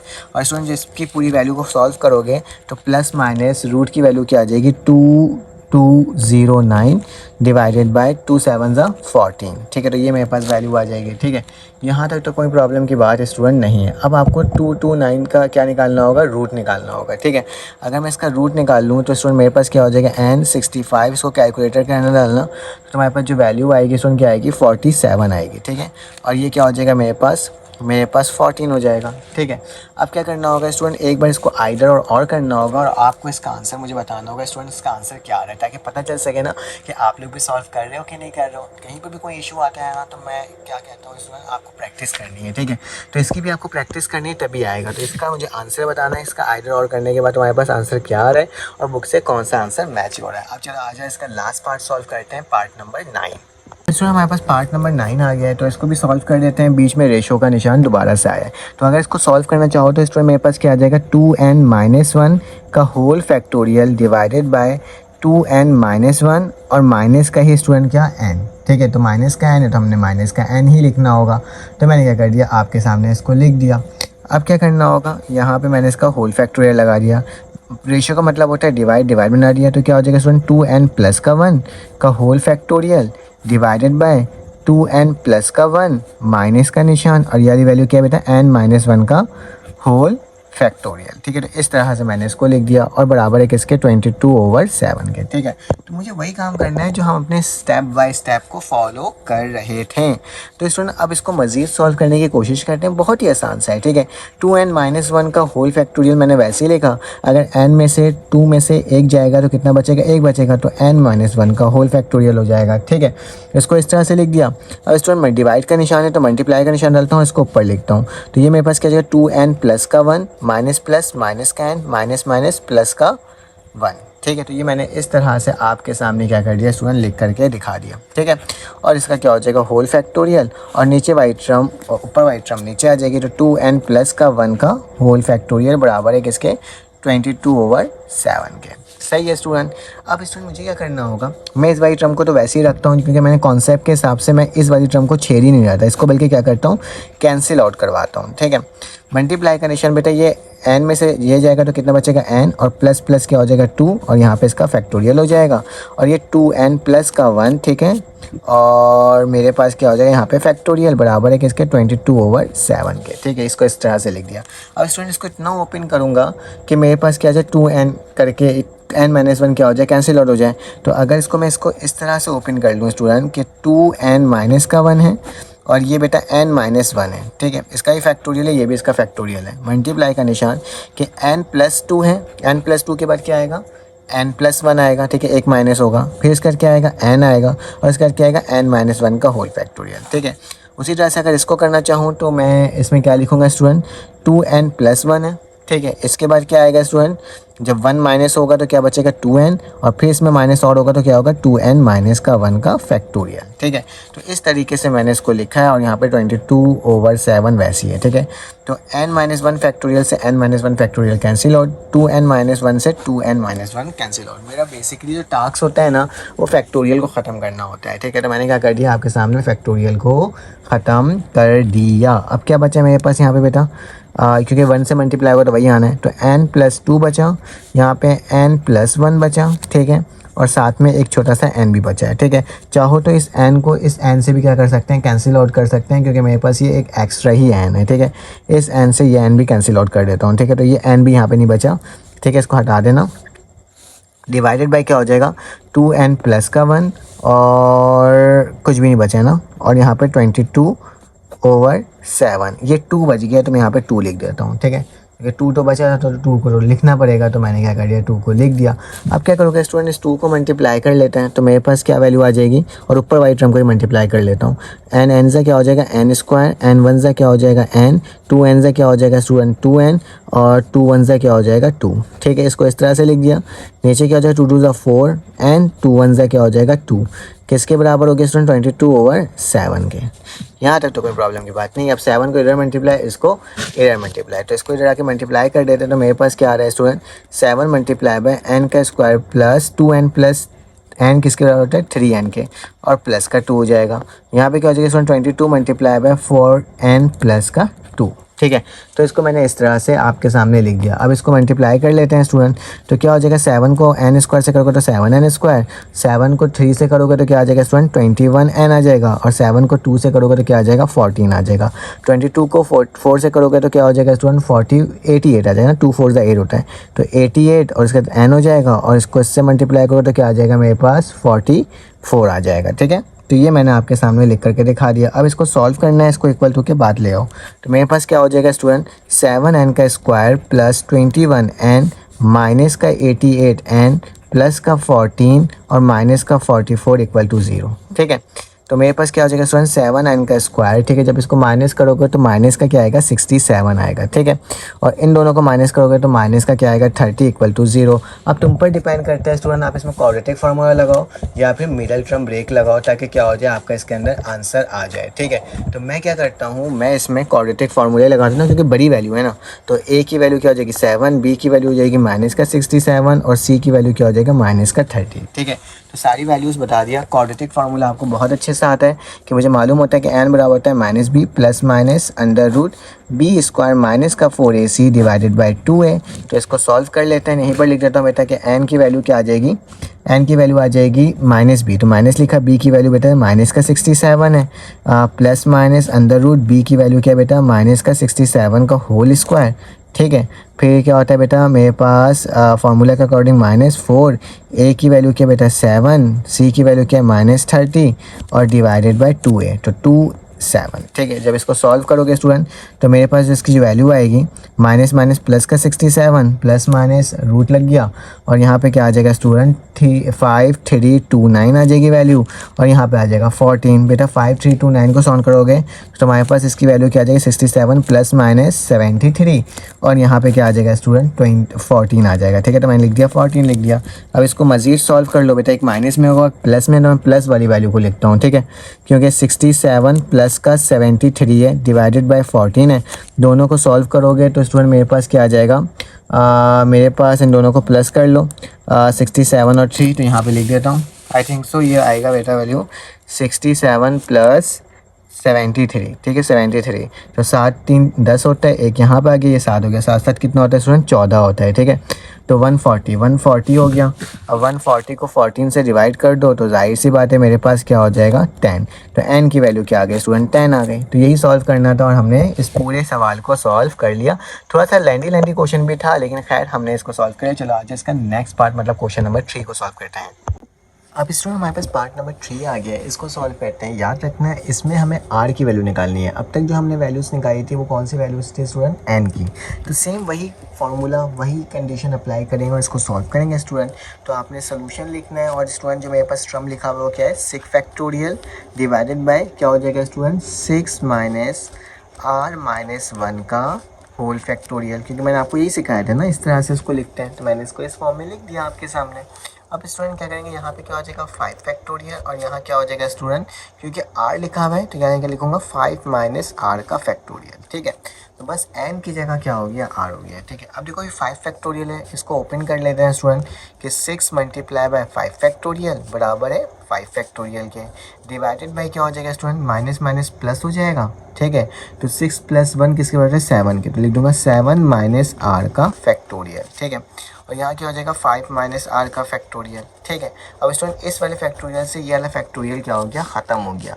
तो अब स्टूडेंट मेरे पास क्या बचता है 6, नीचे क्या आता है 7 माइनस r का होल फैक्टोरियल। ठीक है, और यहाँ पे क्या बचता है स्टूडेंट 1 और डिवाइडेड बाय 5 माइनस r का होल फैक्टोरियल। अब स्टूडेंट याद रखना मुझे नहीं फैक्टोरियल हटाना है। ठीक है, तो फैक्टोरियल हटाने के लिए इसको मैं मज़ीद ओपन कर दूंगा। तो इसको ओपन कैसे होगा स्टूडेंट, गौर से देखना। ये 6 वैसे लिखा, 7 माइनस r है। ठीक है, तो 7 माइनस r के बाद क्या होगा स्टूडेंट, 6 माइनस r होगा, फिर 6 माइनस r का क्या होगा 5 माइनस r होगा। ठीक है, और इक्वल टू के बाद 1 और यहाँ पे फैक्टोरियल लगा देता हूँ, ये क्या हो जाएगा 5 माइनस r का फैक्टोरियल। तो 5 माइनस r से 5 माइनस r क्या हो गया स्टूडेंट, कैंसिल हो। यहाँ तक तो कोई प्रॉब्लम की बात नहीं है। अब क्या लिखेंगे स्टूडेंट, 6 लिखेंगे, यहाँ क्या हो जाएगा 7 को इससे मल्टीप्लाई और इसको इससे मल्टीप्लाई करके इसको वैल्यू सॉल्व कर लेंगे। ठीक है, तो मैं पहले यहाँ पे एक वैल्यू लिख देता हूँ 7 माइनस r, और ये क्या हो जाएगा 6 माइनस r। ठीक है, और यहाँ पे क्या बचेगा, सिर्फ और सिर्फ 1 बचेगा। अब इसमें इन दोनों को सॉल्व कर लेते हैं और देख लेते हैं कि मेरे पास इसकी वैल्यू क्या बन करके आ रही है। ठीक है, इसमें देखो 7 को 6 से मल्टीप्लाई करो, 6 7 से कितना होता है 42, तो मैंने 42 लिख दिया, ऊपर 6 वैसे उतरेगा। ठीक है, बार बार 7 6 42 plus minus minus 7 r 7 r। ठीक है, minus plus minus 6 r minus minus plus हो जाएगा, और r स्क्वायर हो जाएगा। ठीक है, इसको लिख दिया और इक्वल टू के बाद 1 है। ठीक है, अब ये मेरा डिवाइड हो रहा है, वहाँ के क्या हो जाएगा मल्टीप्लाई हो जाएगा। तो मेरे पास क्या हो जाएगा 6 बराबर हो जाएगा, इसको सॉल्व भी कर लो। 42 माइनस का 6 माइनस का 7 किसके बराबर होता है बेटा, मेरे पास माइनस का 13 के बराबर होता है। ठीक है, तो क्या लिख दूँगा 13r, और यहाँ पे क्या आ जाएगा प्लस का r स्क्वायर, क्योंकि 1 से मल्टीप्लाई हुआ तो सेम वैल्यू आ गई। बेटा अब 6 को भी इधर ले आओ, तो मेरे पास क्या हो जाएगा r का स्क्वायर बराबर है माइनस 13r प्लस का 42, ये इक्वल टू के बाद जाएगा तो माइनस का 6 इज इक्वल टू 0। बेटा 42 में से 6 को माइनस कर दोगे तो तुम्हारे पास क्या वैल्यू आ जाएगी, तुम्हारे पास वैल्यू आ जाएगी स्टूडेंट 42 में से अगर 6 को माइनस करेंगे 36, तो मेरे पास r स्क्वायर माइनस का 13r और प्लस का 36 इज इक्वल टू 0। तुम्हारे पास दो ऑप्शन है स्टूडेंट, या तो क्वाड्रेटिक फार्मूला लगा लो या फिर मिडल टर्म ब्रेक कर लो। तो मैं स्टूडेंट मिडल टर्म ब्रेक से कर लेता हूँ कि अगर मैं r स्क्वायर लिखूँ और माइनस का क्या लिख दूँ 9r और 9 और मैं क्या लिख दूँ यहाँ पे माइनस का 4r। ठीक है, तो 9 4 36, 4 9 36, और r जो दोनों को प्लस करोगे तो माइनस का 9 आएगा। ठीक है, और प्लस का 36, मिडल टर्म ब्रेक लिया। दोनों में से कॉमन क्या आ रहा है स्टूडेंट r, तो r कॉमन ले लेंगे तो क्या बचेगा r माइनस 9। इन दोनों में से कॉमन क्या आ रहा है बेटा माइनस का 4, तो क्या बचेगा r plus minus minus 4 1 4 4 9 36 equal to 0। यहाँ पे क्या हो जाएगा स्टूडेंट r माइनस 9 दोबारा कॉमन आ गया, r माइनस 4 आ गया इक्वल टू 0। अब आइडर और कर लो। ठीक है, तो r minus 9 equal to 0, r minus 4 equal to 0, तो r की वैल्यू स्टूडेंट क्या आ जाएगी 9 आ जाएगी। ठीक है, और यहाँ पे r की वैल्यू क्या आ जाएगी स्टूडेंट 4 आ जाएगी। ठीक है, क्या आ जाएगी मेरे पास 4 आ जाएगी। ठीक है, तो ये दोनों मेरे पास वैल्यूज़ आ गई है। ठीक है, आपका अगर स्क्रीन में नज़र आ रहा हो तो हमारे पास स्टूडेंट r की वैल्यू इनमें से कौन सी होगी। अब याद रखना r की वैल्यू मालूम करने के लिए हम देखेंगे कि यहाँ पे r की वैल्यू n की वैल्यू क्या दी हुई है। ठीक है, मतलब बेसिकली वैल्यू मेरे पास गिवन क्या है, तो n मेरे पास यहाँ पे 6 है और n मेरे पास 5 है। इससे बड़ी नहीं हो सकती, इससे छोटी हो सकती है। तो डैश में मेरा जो आंसर होगा स्टूडेंट क्या होगा 4 वाला होगा, r बराबर है 4 के, क्योंकि ये 5 और 6 दोनों से छोटी है, बड़ी वैल्यू नहीं है। ठीक है, अब इसका स्टूडेंट आप क्या कर सकते हो स्क्रीनशॉट ले सकते हो। तो मैंने ये आपके लिए सवाल पूरा दे दिया है। ठीक है, आपको इस तरह से स्क्रीनशॉट लेना है। चलो आ जाए इसका नेक्स्ट पार्ट सॉल्व करते हैं। अब इसमें मेरे पास पार्ट नंबर 2 आ गया है, इसको भी सॉल्व कर लेते हैं और देख लेते हैं कि इसकी वैल्यू हमारे पास किस तरीके से फाइंड आउट होगी। ठीक है, तो बहुत ही आसान सा पार्ट है, कोई मुश्किल पार्ट नहीं है, हमने वही काम करना होगा। यहाँ पे n की वैल्यू क्या गिवन है स्टूडेंट 10 है, तो ये क्या हो जाएगा 10 फैक्टोरियल, और यहाँ पे क्या हो जाएगा 10 माइनस r का होल फैक्टोरियल इक्वल टू का निशान 2। बेटा यहाँ पे 9 फैक्टोरियल हो जाएगा और 9 माइनस r का होल फैक्टोरियल हो जाएगा। ठीक है, अब यहाँ तक तो मैंने यही टर्म को लिख दिया। बेटा ये 10 फैक्टोरियल है और ये मेरे पास क्या स्टूडेंट 9 फैक्टोरियल है। ठीक है, अगर मैं इसको स्टूडेंट ऐसे लिख दूँ 10 मल्टीप्लाई बाय 9 का फैक्टोरियल, उसी तरह से 2 वैसे लिखा, 9 फैक्टोरियल लिखा, ठीक है। डिवाइडेड बाय देखो 9 माइनस आर है, तो अगर 10 माइनस आर और उसके बाद स्टूडेंट लिख दो 9 माइनस आर का फैक्टोरियल तो लिखा जा सकता है, और यहाँ पे 9 माइनस आर का फैक्टोरियल हो जाएगा। तो इससे ये वाली वैल्यू कैंसिल आउट हुई, 9 से 9 कैंसिल आउट हुआ, ठीक है। तो मेरे पास क्या बच गया स्टूडेंट, मेरे पास जो स्टूडेंट है वो बच गया 10 ओवर ये क्या लिखा बेटा, 10 माइनस आर, और ये मेरे पास 2 हो गया, ठीक है। इसको उठा के उधर ले आओ, तो बस कितना सिंपल सा था, ये 2 मल्टीप्लाई बाय 10 माइनस आर, तो इसकी वैल्यू क्या आ जाएगी, 10, 2 10 20 माइनस आर, ठीक है। आर की वैल्यू चाहिए, इसको इधर ले आओ, इसको इधर ले आओ, तो मेरे पास जो आर है स्टूडेंट, अच्छा एक चीज़ को याद रखना, मेरे पास जो ये है ना, ये इसको इधर और इसको इधर ले आऊँ, तो याद रखना ये जो 2 जो है ना इसके साथ भी मल्टीप्लाई हुआ है, 2r होगा, ठीक है। इसको इधर लेकर आ जाऊँगा ना, प्लस का 2r हो जाएगा, ठीक है। और 20 लिख दिया, ये प्लस में यहाँ पे आके माइनस का हो जाएगा, ठीक है। तो मेरे पास 2r की वैल्यू क्या आ जाएगी, 10। अब स्टूडेंट मुझे r की वैल्यू चाहिए, जाके डिवाइड कर दो या ऐसे ही काटो, 2 1 2 2 5 10, तो r की वैल्यू क्या आ जाएगी स्टूडेंट, 5 आ जाएगी। तो ये मैंने क्या कर लिया, फाइंड आउट कर लिया, देखा कितना सिंपल सा था, स्क्रीनशॉट ले सकते हो। चलो आ जाए इसका नेक्स्ट पार्ट सॉल्व करते हैं और देखते हैं वो किस तरह से सॉल्व हो रहा है। तो याद रखता है सारे पार्ट्स क्या हैं, बहुत ही आसान से हैं, और हम लोग बहुत जल्दी क्या कर लेंगे, इस सारे पार्ट्स को क्या कर लेंगे, सॉल्व कर लेंगे, ठीक है। लेकिन बस क्या करना होगा, थोड़ा सा कॉन्सेप्ट लगाना होगा, और उस कॉन्सेप्ट के तहत क्या हो जाएगा, सवालात बहुत आसान तरीके से हम लोग क्या कर लेंगे, सॉल्व कर लेंगे। तो चलो आ जाओ इसका नेक्स्ट पार्ट सॉल्व करते हैं और देखते हैं वो किस तरह से सॉल्व हो रहा है, ठीक है। तो नेक्स्ट पार्ट मैं ऊपर लिख देता हूँ आपके सामने। तो नेक्स्ट पार्ट नंबर 3 है मेरे पास। पार्ट नंबर 3 में स्टूडेंट लिखा हुआ है, अगर देखा जाए तो मेरे पास जो आ रहा है वो क्या है, 15 लिखा हुआ है, पी आर और बराबर है 210, ठीक है। स्टूडेंट अगर वीडियो अच्छी लग रही है तो प्लीज़ मैं आपको ये एक बात ज़रूर कहूँगा कि चैनल को लाइक और सब्सक्राइब करो, ठीक है प्लीज़, क्योंकि आपकी लाइक और सब्सक्राइब की काफ़ी ज़्यादा मुझे नीड है और ज़रूरत है। सोल्यूशन लिखूँगा तो क्या हो जाएगा स्टूडेंट, 15 फैक्टोरियल और 15 माइनस आर का होल फैक्टोरियल, ठीक है। और यहाँ पे स्टूडेंट लिखा हुआ है 210, ठीक है। अब तुम्हें ना इसमें लॉजिक लगाना होगा कि 210 आखिर होता क्या है, कितने का फैक्टोरियल होता है। अगर स्टूडेंट मैं 15 मल्टीप्लाई बाय 14 मल्टीप्लाई बाय 13 का फैक्टोरियल लिख दूँ, ठीक है, और डिवाइडेड बाय 13 फैक्टोरियल कर दूँ, ठीक है, तो ये जो वैल्यू हो रही है ना वो मेरे पास क्या आ जाएगी स्टूडेंट, 210 आ जाएगी, ठीक है। और यहाँ पे मेरे पास 15 का फैक्टोरियल डिवाइडेड बाय क्या हो जाएगा स्टूडेंट, 15 माइनस आर का फैक्टोरियल हो जाएगा, ठीक है। तो इसको मैंने क्या कर दिया, आपके सामने कुछ इस तरह से लिख दिया। अब ज़रा गौर से देखो, ये जो मेरे पास टर्म है ना, ये वाली टर्म, अगर मैं यहाँ पे 15 में भी फैक्टोरियल लगा दूँ तो कोई फ़र्क नहीं पड़ेगा, क्योंकि मैंने डिवाइड में क्या लिख दिया स्टूडेंट, मैंने डिवाइड में लिख दिया है क्या चीज़, मैं डिवाइड में 13 लिखेगा, 13 से 13 कैंसिल आउट होगा, तो 15 14 से क्या होता है, 210 होता है, ठीक है। अब इसको 13 फैक्टोरियल लगाना लाजमी है ताकि इससे क्या हो जाए, कैंसिल आउट हो जाए, ठीक है। अब ज़रा गौर से देखो, ये जो 15 और 14 और 13 है, तो मैं इसको ये भी बोल सकता हूँ कि ये 15 फैक्टोरियल है और डिवाइडेड बाय 13 फैक्टोरियल है। ये 13 से एक्सीड नहीं करेगा, क्यों नहीं करेगा, क्योंकि नीचे 13 लगा दिया है मैंने, ठीक है। अब 15 से 15 को क्या कर दिया स्टूडेंट, कैंसिल आउट कर दिया, ठीक है। ये कॉन्सेप्ट को बिल्कुल क्लियर रखना है स्टूडेंट, अगर ये कॉन्सेप्ट आपका ज़रा बराबर भी क्या हो गया, चेंज हो गया ना, तो फिर क्या हो जाएगा, आपको काफ़ी ज़्यादा डिफ़िकल्टीज़ आ सकती है, ठीक है। तो मैंने क्या लिख देता हूँ स्टूडेंट, यहाँ पे मेरे पास 1 बच रहा है और यहाँ पे क्या बच रहा है स्टूडेंट, 15 माइनस आर का होल फैक्टोरियल, ठीक है। अब जरा यहाँ पे देखो 1 है स्टूडेंट, यहाँ पे 13 लिखा हुआ है, अगर मैं 15 माइनस 2 कर दूँ और उसका होल फैक्टोरियल कर दूँ तो भी मेरे पास यही वैल्यू आ जाएगी, ठीक है। अब दोनों में 1 1 है, इन दोनों को ऊपर ले जाऊँ तो मेरे पास क्या हो जाएगा स्टूडेंट, 15 माइनस आर का होल फैक्टोरियल बराबर हो जाएगा 15 माइनस 2 का होल फैक्टोरियल, ठीक है। तो मैंने इसको कुछ इस तरह से आपके सामने लिख दिया। अब याद रखना स्टूडेंट, जब भी मेरे पास इस तरह की वैल्यू आ जाती है ना, तो मैं क्या कर सकता हूँ, अंदर वाली वैल्यू को एक साथ लिख सकता हूँ और फैक्टोरियल से फैक्टोरियल को क्या कर सकता हूँ, कैंसिल आउट कर सकता हूँ। तो मैं इसको डायरेक्टली लिख दूंगा, 15 माइनस आर बराबर है 15 माइनस 2 के, ठीक है। ये मैंने ऐसे लिख दिया। अब इसकी वैल्यू को फाइंड आउट करना है, एक करके और देख लेते हैं कि मेरे पास आखिर इसकी वैल्यू क्या आ रही है।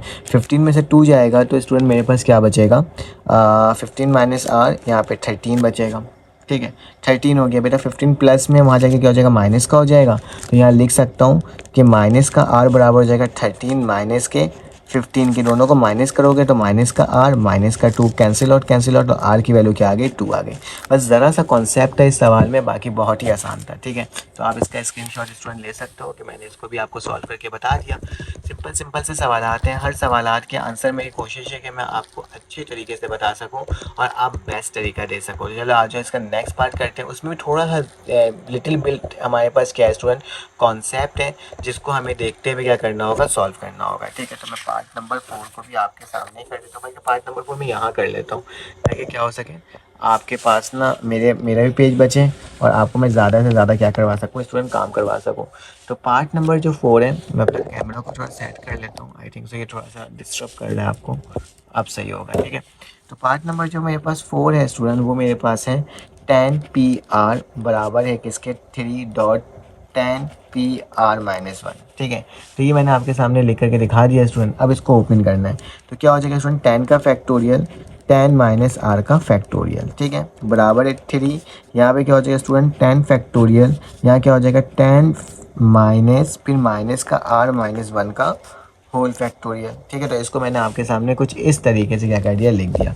अब इसको मजीद सॉल्व करते हैं तो 10 से 10 को क्या कर देता हूँ, कैंसिल आउट कर देता हूँ, क्योंकि डायरेक्टली कैंसिल आउट हो जाएगा। नीचे क्या आ जाएगा, 10 - R का होल फैक्टोरियल बराबर है 3। यहाँ 1 है तो लिखने की ज़रूरत ही नहीं है। ठीक है, मल्टीप्लाई बाय 1 अगर लिखना चाहो तो लिख लो। यहाँ पे क्या हो जाएगा 10 नहीं होगा, 10 माइनस माइनस प्लस, तो ये 11 हो जाएगा। ठीक है, क्या हो जाएगा 11 - R का होल फैक्टोरियल। ठीक है, तो ये मैंने आपके सामने लिख दिया। अब स्टूडेंट क्या करना होगा, अब मैं इसको ओपन कर लूँगा कहाँ तक, 10 - R तक, ताकि वैल्यू कैंसिल आउट हो जाए। तो 10 - R का होल फैक्टोरियल बराबर हो जाएगा स्टूडेंट 3, 1 ज़ा 3 होता है।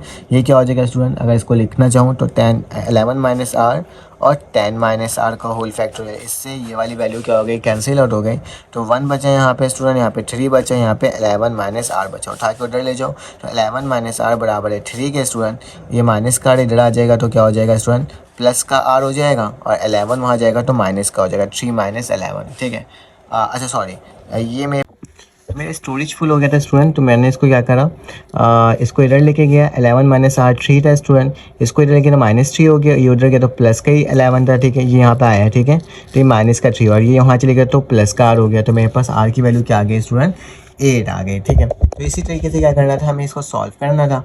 चलो आज इसका पार्ट नंबर 5 को सॉल्व करते हैं और देखते हैं वो किस तरह से सॉल्व हो रहा है। ठीक है, तो मैं इसका सवाल लिख लेता हूँ ताकि मेरे पास इसकी वैल्यू फाइंड आउट हो जाए। ठीक है, जिसमें मिडिल टर्म ब्रेक लेना होता है ना, हम उसमें मिडिल टर्म ब्रेक लेते हैं, जिसमें मिडिल टर्म ब्रेक नहीं लेना होता उसमें नहीं लेते हैं। ठीक है, इस चीज़ को आपको मालूम याद रखना है। ठीक है, कहीं पर भी कोई गलती नहीं करनी, अगर कहीं गलती हो गई तो पूरा सवाल क्या हो जाएगा स्टूडेंट, गलत हो जाएगा।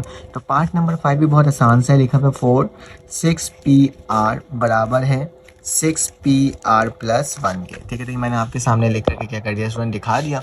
अब क्या करना होगा, अब इसको सॉल्व करना होगा। तो मैं लिखता हूँ 4, फिर ये 6 है तो 6 का फैक्टोरियल 6 - R का फैक्टोरियल। ठीक है, और यहाँ पे क्या हो जाएगा स्टूडेंट 6 फैक्टोरियल और यहाँ पे क्या हो जाएगा 6 - R+1 का होल फैक्टोरियल। ठीक है, तो ये हमें मालूम है, हम इसी तरह से लिखते हैं, तो मैंने इसको लिख कर दिखा दिया। अब इसमें गौर से देखो, 6 से 6 क्या हो जाएगा, कैंसिल आउट, और यहाँ पे क्या बचेगा 4, नीचे क्या बचेगा 6 - R का होल फैक्टोरियल। ठीक है, यहाँ पे क्या होगा स्टूडेंट, यहाँ पे 1 बचेगा, यहाँ पे 6 है, माइनस प्लस माइनस तो 5 हो जाएगा। तो 5 - R मैं कह सकता हूँ, बल्कि मैं इसको इस तरह से नहीं करता, बल्कि मैं इसको लिख देता हूँ, चलो 5 - R लिख दो। ठीक है, 5 - R का होल फैक्टोरियल। ठीक है, इसको इस तरह से लिख दिया। अब इसको ओपन कर लेते हैं स्टूडेंट, तो क्या हो जाएगा 4 बराबर है किसके, 6 - R, फिर उसके बाद क्या होगा 5 - R का होल फैक्टोरियल, यहाँ 1 और यहाँ पे क्या हो जाएगा स्टूडेंट 5 - R का होल फैक्टोरियल। इससे ये वैल्यू कैंसिल आउट हुई, तो मेरे पास क्या बचा 4 6 - R और यहाँ पे स्टूडेंट क्या बच गया 1। इसको उठा के उधर ले जाओ तो मेरे पास क्या हो जाएगा 4 बराबर है 6 - R के, इसको इधर उसको उधर, तो प्लस का R हो जाएगा 6 और माइनस का क्या हो जाएगा 4 हो जाएगा। तो बेटा R की वैल्यू क्या आ जाएगी 2 आ जाएगी। ठीक है, तो इस तरह से हमने इसको क्या कर लिया स्टूडेंट, सॉल्व कर लिया और इसका भी आप स्क्रीनशॉट ले लो। चलो आज इसका नेक्स्ट पार्ट मतलब पार्ट नंबर, अब हम लोग क्या करते हैं स्टूडेंट 6 को सॉल्व करते हैं और देखते हैं वो किस तरह से सॉल्व हो रहा है। ठीक है, तो 6 भी बहुत आसान से ही लग रहा है, कोई मुश्किल नहीं लग रहा। मैं यहाँ पे लिख सकता हूँ, यहाँ पे जगह है मेरे पास। तो पार्ट नंबर 6 जो है स्टूडेंट वो लिखा हुआ है 2.6 PR - 1, फिर इक्वल टू का निशान है 5 PR। ठीक है। तो इसको मैंने इस तरह के सामने आपके सामने क्या कर दिया स्टूडेंट, लिख दिया। अब इसको फार्मूला के अकॉर्डिंग क्या करना है, हमें ओपन करना है। ठीक है, जिस तरह से हम लोग ओपन कर रहे थे वही मेथड इसको अप्लाई करना है और इसको टोटली सॉल्व करना है। ठीक है, थोड़ा कैमरा को मैं सेट कर लेता हूँ ताकि ये आपके पास क्या हो जाए, सही से नज़र आए। ठीक है, तो ये मैंने आपके सामने लिख दिया। अब यहाँ पे 2 लिखता हूँ स्टूडेंट, ये 6 का फैक्टोरियल। अब ये 6 माइनस r माइनस 1 का होल फैक्टोरियल। ठीक है, इसको इस तरह से लिख दिया। ये बेटा 5 फैक्टोरियल और ये 5 माइनस r का होल फैक्टोरियल। ठीक है, तो इसको मैंने आपके सामने इस तरीके से कुछ लिख दिया, जो स्टेप हमारे पास गिवन था उस स्टेप के अकॉर्डिंग। ठीक है, अब क्या करना होगा स्टूडेंट, अब इसकी वैल्यूज़ को लिखनी होगी। ठीक है, हमें दोबारा से।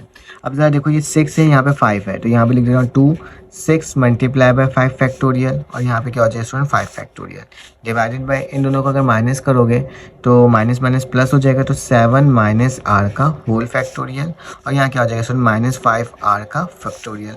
5 फैक्टोरियल से 5 फैक्टोरियल कैंसिल आउट हुआ, तो स्टूडेंट 2 6 मेरे पास कितना होता है 12, तो यहाँ पे डायरेक्टली लिख दूंगा 12 हो गया।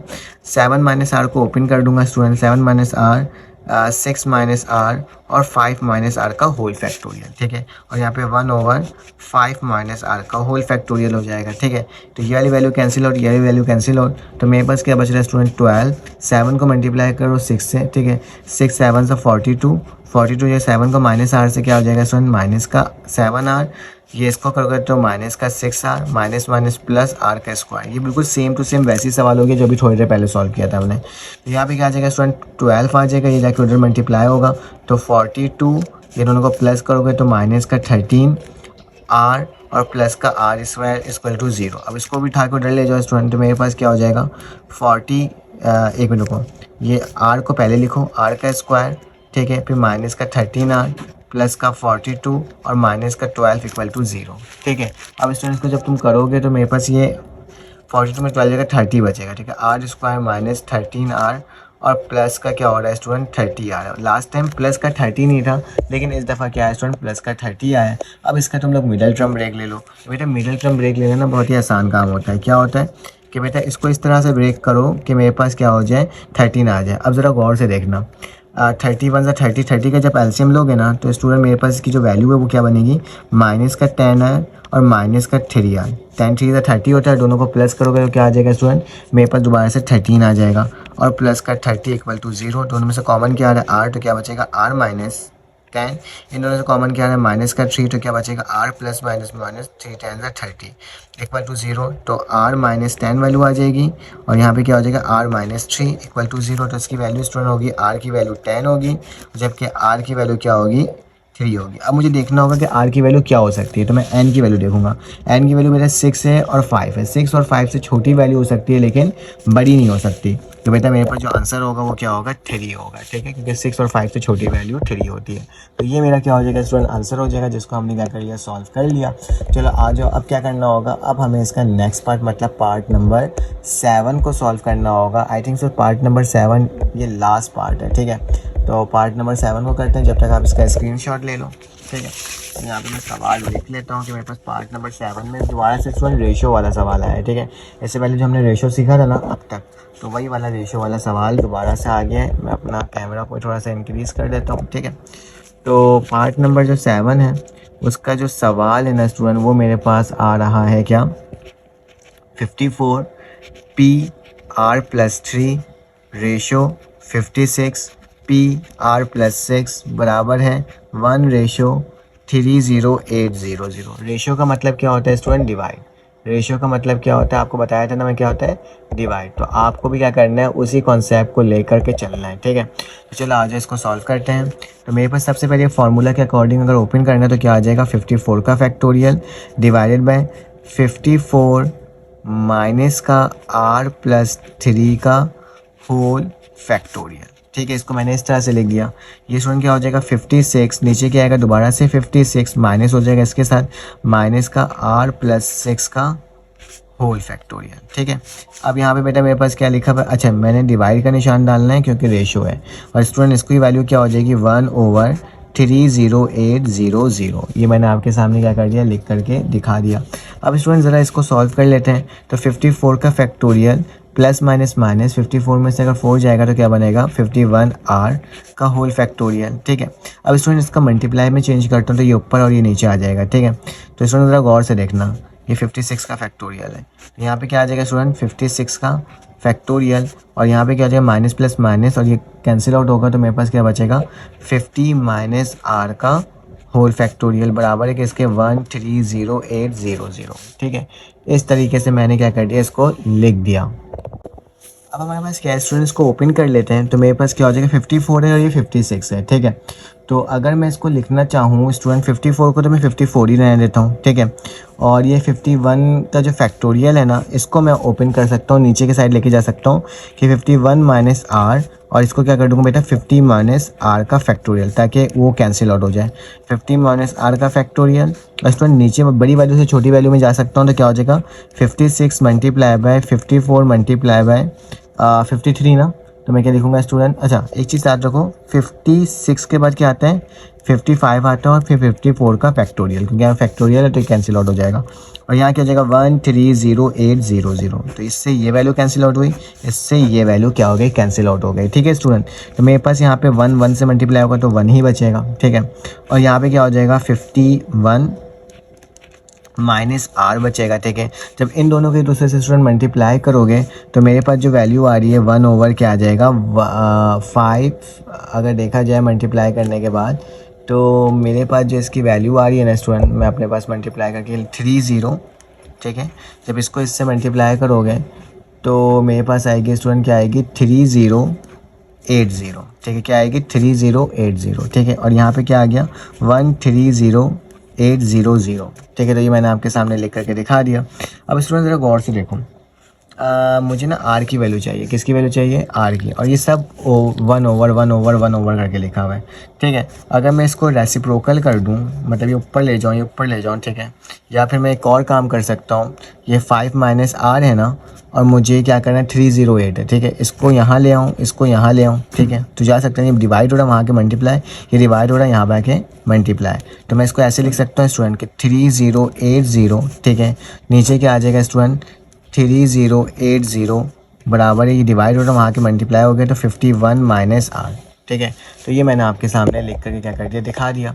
अब इसमें इसकी वैल्यू को कैंसिल आउट कर दो, तो जब इसको कैलकुलेटर के वैल्यू डालोगे तो स्टूडेंट क्या आ जाएगी 10 आ जाएगी। ठीक है, और यहाँ पे 51 माइनस आर हो जाएगा, आर को इधर ले जाओ, उसको इधर ले आओ, तो आर बराबर स्टूडेंट किसके 51 माइनस 10, तो मेरे पास जो आंसर आ रहा है आर की वो क्या आ रहा है स्टूडेंट 41 आ रहा है। ठीक है, तो ये मैंने क्या कर लिया सॉल्व कर लिया, थोड़ा सिंपल सा था, और ये मेरे पास पार्ट नंबर 7 भी सॉल्व हो गया।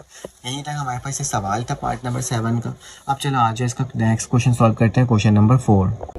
अब स्टूडेंट हमारे पास पार्ट क्वेश्चन नंबर 4 आ गया, इसमें लिखा हुआ how many 3 digit number can be form from the digit 1 2 3 4 5 6 if digit are not repeated. Digit क्या नहीं होनी चाहिए स्टूडेंट, रिपीट नहीं करनी चाहिए, और लिखा जा रहा है 1 2 3 4 5 6, टोटल 6 डिजिट है। ठीक है, इसके नंबर्स ऑफ अरेंजमेंट बतानी है। ठीक है, अब नंबर्स ऑफ अरेंजमेंट कैसे होगा, हाउ मेनी 3 डिजिट, इसमें बोला जा रहा है 3 डिजिट को देखना है। ठीक है, मतलब हम प्लेस कर सकते हैं 3 डिजिट को, किसी भी 3 डिजिट को, तो मेरे पास स्टूडेंट कुछ भी समझ लो, मेरे पास कोई भी 3 डिजिट में ले सकता हूँ। ठीक है, जैसे कि मेरे पास लाइक मैं यहाँ पे बोल दूँ मेरे पास एक ये डिजिट है, 2 डिजिट है, 3। अब मैं यहाँ पे नंबर को रिप्लेस कर सकता हूँ, और वो नंबर कौन सा होगा स्टूडेंट, क्योंकि मेरे पास यहाँ पे नंबर्स ऑफ एलिमेंट के 6 हैं, तो दैट्स मीन ये इवन नंबर है। ठीक है, अब मुझे क्या करना होगा, यहाँ पे इन तीनों जगह में से किसी एक में मैं क्या करूँगा स्टूडेंट, इवन नंबर को रिप्लेस करूँगा। देखो 1 3 5 ऑड नंबर है, जबकि 2 4 6 क्या इवन नंबर है। ठीक है, तो मेरे पास अगर मैं 2 लिखूँ 4 लिखूँ, 2 लिखूँ 4 लिखूँ या 6 लिखूँ, ठीक है, अगर मैं लिखूँगा तो मेरे पास कितने नंबर्स के प्लेस रह जाएंगे स्टूडेंट, सिर्फ और सिर्फ 2 रह जाएंगे। ठीक है, गौर से सुनना कि मेरे पास कितना है, इवन नंबर 2 4 6 है। अगर मैं यहाँ पे 4 लिख देता हूँ बाई चांस, ठीक है, सपोज मैंने यहाँ पे 4 लिख दिया, तो मेरे पास इसमें 4 लिख दिया। ठीक है, और मेरे पास रिप्लेस कितना रह गया, 2 रह गया। ठीक है, उसी तरह से अगर मैं यहाँ पे लिख दूँ स्टूडेंट 6, तो 6 लिखूंगा तो भी मेरे पास कितने स्पेस वैकेंट रह जाएंगे स्टूडेंट, 2 रह जाएंगे। ठीक है, तो अरेंजमेंट अगर हमें निकालने होते हैं ना इस तरह का, तो हम लोग क्या करते हैं, इसका फार्मूला होता है। ठीक है, इसका फार्मूला होता है कि नंबर्स ऑफ अरेंजमेंट, हमें क्या निकालना है, नंबर्स ऑफ अरेंजमेंट, जिस तरह से यहाँ पे लिखा हुआ है। ठीक है, किसके अरेंजमेंट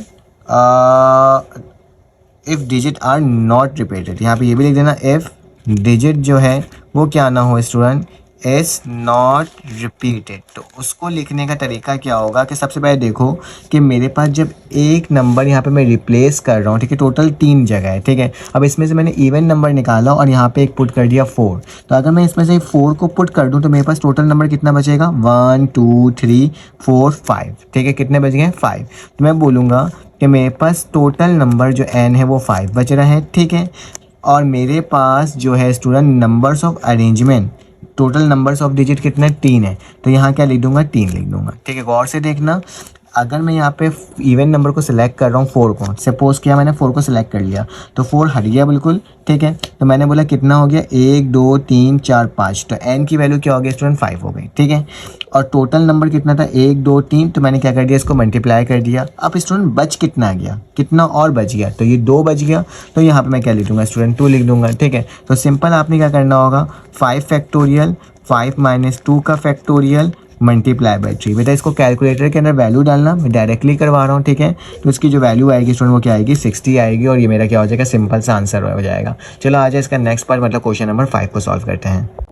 अब इसमें मेरे पास क्वेश्चन नंबर 5 थोड़ा सा लिटिल बिट चेंज है क्वेश्चन नंबर 4 से, ठीक है। How many 7 digit mobile numbers can be made using the 0 to 9।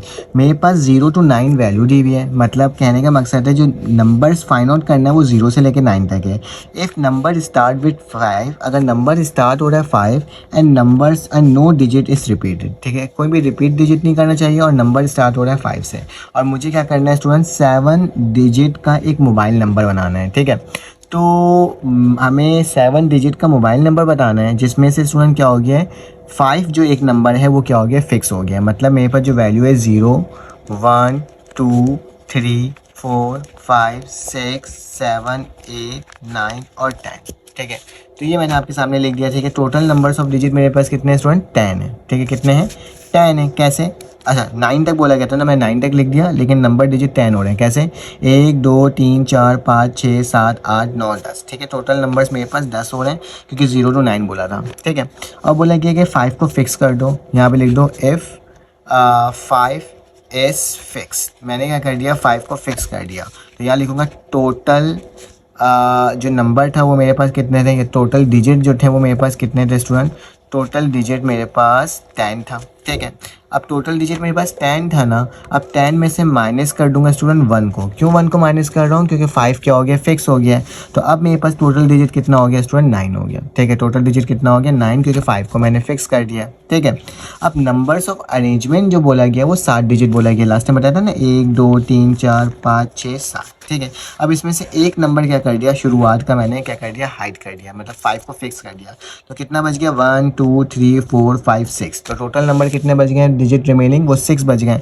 तो मैं इसको इस तरह से लिखूंगा कि अगर मुझे इसका टोटल अरेंजमेंट चाहिए ना तो इसको टोटल लिखूंगा और अरेंजमेंट, ठीक है। टोटल अरेंजमेंट जो मेरे पास स्टूडेंट बनेगी, ठीक है, ये टोटल वेस्ट जो हैं वो बनेंगे, कितने बन जाएंगे कि 10 में से 9 है तो 9p और r की जगह क्या हो जाएगा स्टूडेंट, क्योंकि टोटल 7 डिजिट हैं तो 7 में से एक ख़त्म हो गया तो क्या बचेगा 6, ठीक है, NP6, ठीक है।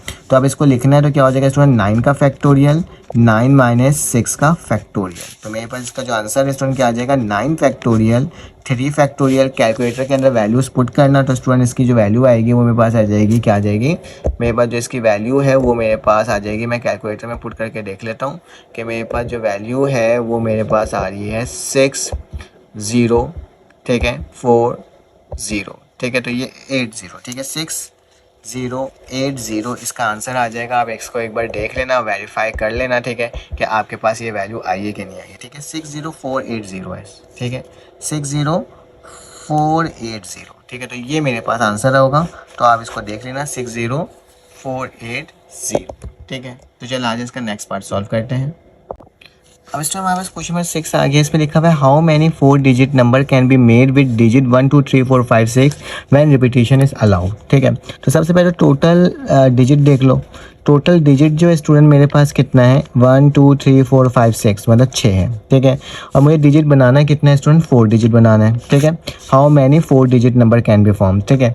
तो स्टूडेंट याद रखना इस पर रिपीटेशन अलाउ है। रिपीटेशन अलाउ का मतलब और नॉट अलाउ का मतलब क्या होता है कि आप एक ही वैल्यू को बार बार नहीं लिख सकते, ठीक है। उसका मतलब होता है नॉट अलाउ।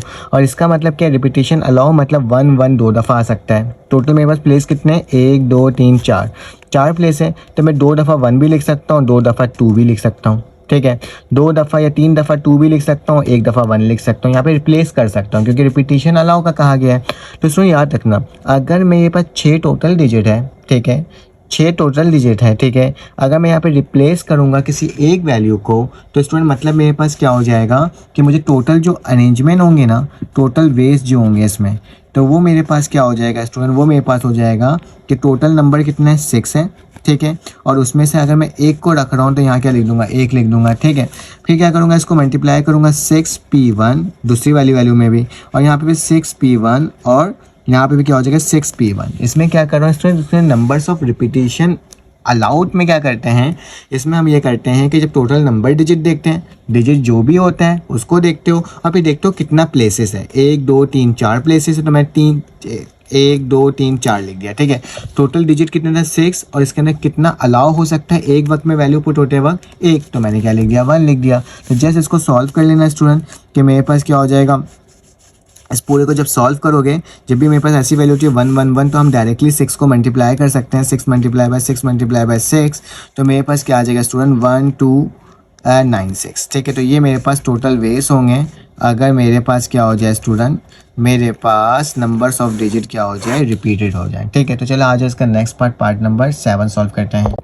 अब हमारे पास क्वेश्चन नंबर 7 आ गया है। इसमें लिखा how many number can be form digit 1 1 2 2 3 3 4 so the even digit always occupy the even place using the all digit, ठीक है। अब ज़रा गौर से देखना, इसमें देखो जो नंबर आ रहे हैं ना स्टूडेंट, उसमें देखो रिपीटेड नंबर आ रहे हैं, ठीक है। अगर हमारे पास रिपीटेड नंबर होता है ना, कोई अल्फ़ाबेट लिखा हुआ है, जैसे कि मेरे पास लिखा हुआ हो टोटल नंबर्स ऑफ वेज लिखा हुआ हो और मेरे पास इंजीनियरिंग लिखा हुआ हो, ठीक है। तो इंजीनियरिंग के अंदर स्टूडेंट ई मेरे पास रिपीटेड होता है, ठीक है। और इंजीनियरिंग हो गया, ठीक है। जो जो नंबर्स आपके पास रिपीटेड होते हैं ना, उसको हम क्या करते हैं, उसको टोटल नंबर से क्या कर देते हैं, नीचे जाके डिवाइड कर देते हैं, ठीक है। जैसे कि मैं यहाँ पे आपके सामने लिखता हूँ इंजीनियर, ठीक है, इंजीनियर, ठीक है। तो इंजीनियर लिख दिया, तो इसमें टोटल नंबर डिजिट कितना है 1 2 3 4 5 6 7 8, तो ये 8 फैक्टोरियल हो जाएगा, ठीक है। और इसको डिवाइड कर देंगे जो नंबर डिजिट हमारे पास रिपीट हो रहा है, तो ई देखो कितनी दफ़ा रिपीट हो रहा है 1 2 3, तो लिखूंगा 3 फैक्टोरियल। उसी तरह से देखो एन कितनी दफ़ा रिपीट हो रहा है स्टूडेंट 1 और 2 दफ़ा, तो लिख दूंगा स्टूडेंट दोबारा से 2 फैक्टोरियल, ठीक है। तो इस तरह से हम लोग नंबर्स ऑफ रिपीटिशन होता है ना, उसके वैल्यू को फाइंड आउट करते हैं, ठीक है। अब ज़रा इसको भी सॉल्व करते हैं। अब ज़रा देखो इसमें लिखा हुआ how many can be digit 1 1 2 2 3 3 4 4 so the even digit always occupy the even place. यहाँ पे जो ये वर्ड लिखा हुआ है ना कि इवन डिजिट जो है वो ऑलवेज ऑक्यूपाई करेगा इवन प्लेस में, ठीक है। अब ज़रा याद रखना मेरे पास टोटल वेज कितने हैं, ठीक है, टोटल नंबर्स कितने हैं, ठीक है। तो यहाँ लिखता हूँ टोटल नंबर्स लिख दो या डिजिट लिख दो, ठीक है, यहाँ पे और डिजिट। तो टोटल डिजिट जो है मेरे पास कितने हैं 1 2 3 4 5 6 7 है, कितने हैं 7 है। तो 7 के प्लेसेस भी होंगे स्टूडेंट, जैसे कि ये 1 2 3 4 5 6 7, ठीक है।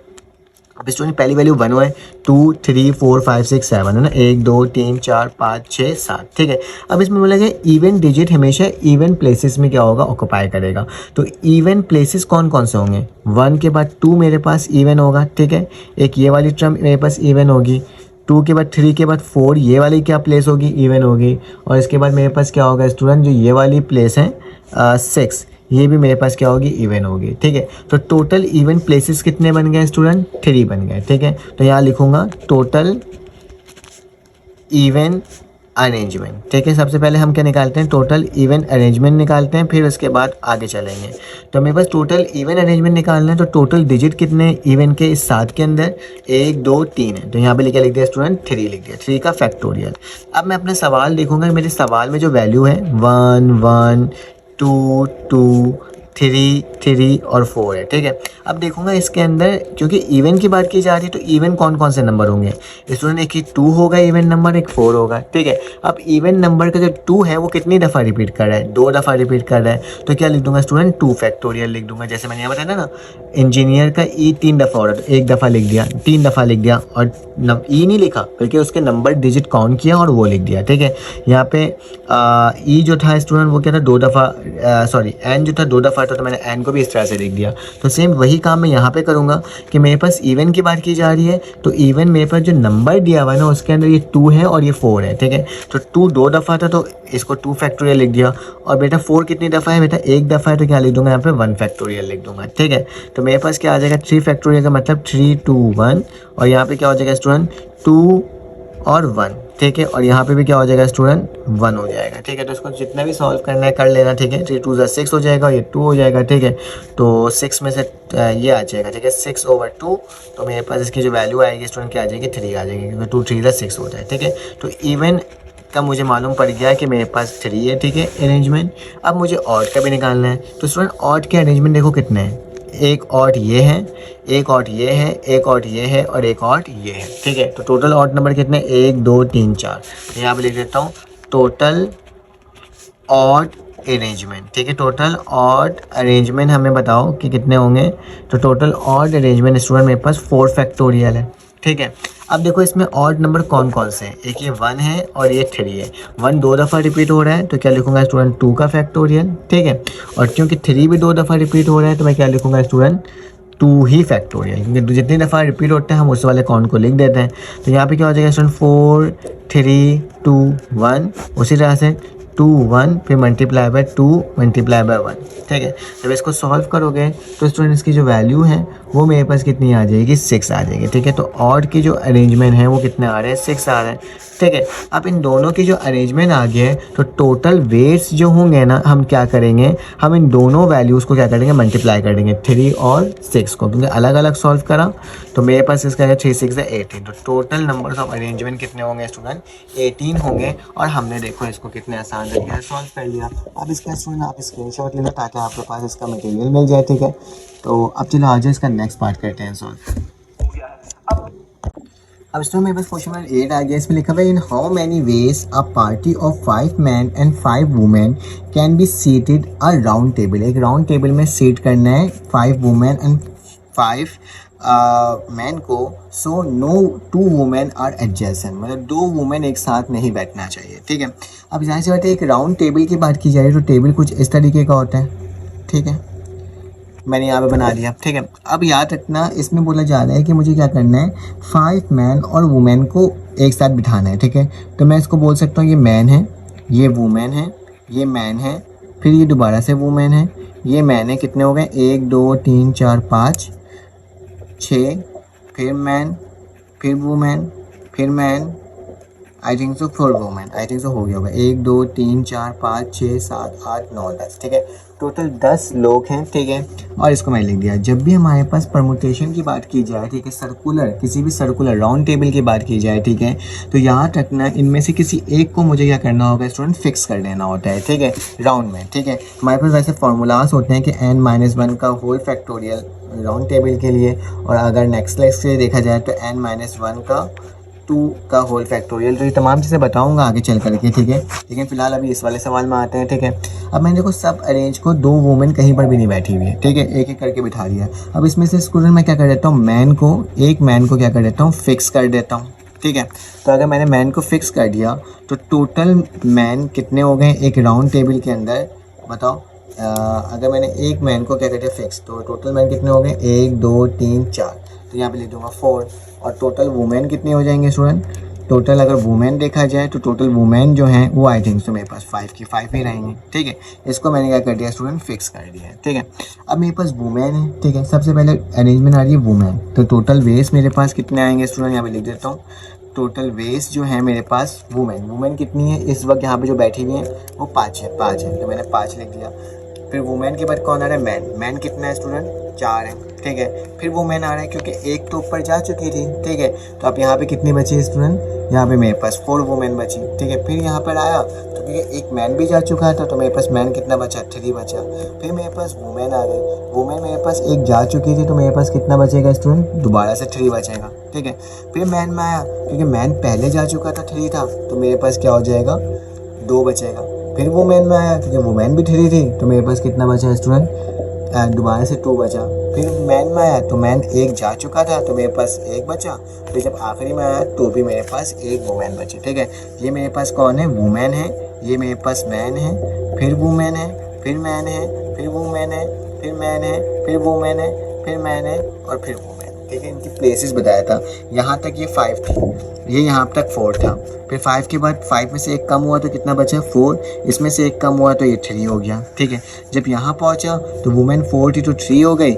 फिर अगर फिर वुमेन मैन 3 थे तो कितना हो गया, 2 हो गया, ठीक है। वुमेन 3 थी तो फिर 2 हो गया, और मैन 2 था तो कितना हो गया, 1 हो गया। वुमेन 2 थी तो फिर क्या हो गई, 1 हो गई। तो इस तरीके से मैंने इसको अरेंज करके लिखा है। इन सबको मल्टीप्लाई करोगे तो स्टूडेंट टोटल वेज जो आएंगे वो मेरे पास आ जाएंगे कितने, 2880। तो ये भी हमने क्या कर लिया स्टूडेंट, सॉल्व कर लिया, और कितने आसान तरीके से हमने इसको सॉल्व कर लिया। चलो आज इसका अब क्वेश्चन नंबर 9 सॉल्व करते हैं। अब स्टूडेंट मेरे पास क्वेश्चन नंबर 9 आ गया। इसमें लिखा हुआ how many signal can be made with 2 blue 3 yellow and 4 green flags using all at a time, ठीक है। अब याद रखना स्टूडेंट मेरे पास जबकि टोटल जो वो हैं कलर्स हैं, ठीक है, इसके अंदर वो कितने हैं, ठीक है। तो टोटल मैं बोल सकता हूँ, टोटल डिजिट या फिर नंबर बोल दो या टोटल फ्लैग्स बोल दो, ठीक है, या फ्लैग्स बोल दो। तो मेरे पास स्टूडेंट कितने हैं, 2 3 5 5 4 9, ठीक है। तो मैं बोल दूंगा 9 मेरे पास क्या है स्टूडेंट, टोटल फ्लैग्स हैं, ठीक है। अब उसमें रिपीट कितना कर रहा है, 2 ब्लू कर रहा है, 3 येलो कर रहा है और 4 मेरे पास क्या कर रहा है, ग्रीन कर रहा है, ठीक है। तो मैं यहाँ पे लिख दूंगा कि 9 का फैक्टोरियल जो रिपीट करता है उसको डिवाइड कर देते हैं। तो 2 फैक्टोरियल, 3 फैक्टोरियल और दोबारा से 4 फैक्टोरियल, ठीक है। अब स्टूडेंट इसको सॉल्व करना, जब इसको सॉल्व करोगे कैलकुलेटर के वैल्यू डाल के तो इसकी 1010 वैल्यू आ जाएगी। तो कितना आसान सा सवाल था, सिर्फ MCQs बेस पे था और हमारे इतना आसान तरीके से सवाल भी सॉल्व हो गया। अब स्टूडेंट हमारे पास क्वेश्चन नंबर 10 आ गया, इसको भी सॉल्व कर लेते हैं। लिखा हुआ है how many word can be form letter of word Friday and how many them will be end with F, ठीक है। इसमें बोला जा रहा है कि आपके पास एक फ्राइडे वर्ड है तो इसमें कितने वर्ड होंगे, अरेंज होंगे, ठीक है। और अगर एफ को फिक्स कर दिया जाए एंड में तो फिर कितने नंबर्स ऑफ अरेंजमेंट होंगे, ठीक है। तो स्टूडेंट याद रखना टोटल वर्ड्स हमारे पास कितने हैं, टोटल वर्ड्स हैं हमारे पास फ्राइडे में 1 2 3 4 5 6, ठीक है। टोटल वर्ड मेरे पास 6 हैं, ठीक है। अब मुझे इसके टोटल वेज निकालना है। तो याद रखना जब हमारे पास टोटल वर्ड हमारे पास कितना है स्टूडेंट, 6 है, तो 6 को कितनी दफ़ा अरेंज किया जा सकता है। तो याद रखिएगा इसकी अगर हम लोकेशन को चेंज भी कर दें तो भी मेरे पास क्या होगा स्टूडेंट, 6 ही होगा, ठीक है। तो टोटल वेज भी हमारे पास कितने बनेंगे स्टूडेंट, 6 ही बनेंगे। तो मैं इसको अगर लिखना चाहूँ 6 का फैक्टोरियल 6 माइनस 6 का होल फैक्टोरियल बराबर होता है 6 फैक्टोरियल डिवाइडेड बाय 0 फैक्टोरियल। तो क्या हो जाएगा 6 फैक्टोरियल और 1, जब 6 फैक्टोरियल की वैल्यू निकालोगे स्टूडेंट कैलकुलेटर से तो मेरे पास 720 आ जाएगी, ठीक है। तो पहले पार्ट में हमने इसको ये सॉल्व कर लिया। सेकंड पार्ट में लिखा हुआ है how many them will be end with F. अगर एफ को फिक्स कर लिया जाए तो मेरे पास इसकी वैल्यू क्या आएगी, ठीक है।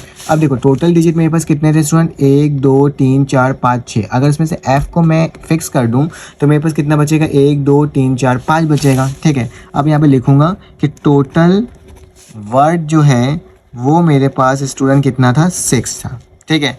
इफ़ एफ इज़ फिक्स, अगर एक्स को हमने फिक्स कर दिया तो 6 में से एफ को माइनस कर देते हैं 1, तो मेरे पास टोटल वर्ड्स कितने हो जाएंगे, 5 हो जाएंगे, ठीक है। अब टोटल वेस निकालना है स्टूडेंट, तो टोटल वेस का मतलब क्या होगा, 5p5। तो इसको भी सॉल्व कर लेते हैं। 5 फैक्टोरियल 5 माइनस 5 का whole factorial that's mean 5 factorial और 0 फैक्टोरियल। जब दोनों को सॉल्व करोगे तो स्टूडेंट इसकी जो वैल्यू है वो मेरे पास क्या आ जाएगी, 120 आ जाएगी। तो मेरे पास 120 इज योर आंसर, ठीक है। तो इन दोनों का आप स्क्रीनशॉट ले लेना ताकि आपके पास क्या हो जाए, इसका आंसर आ जाए। फिर आपसे एक और सवाल सॉल्व करते हैं।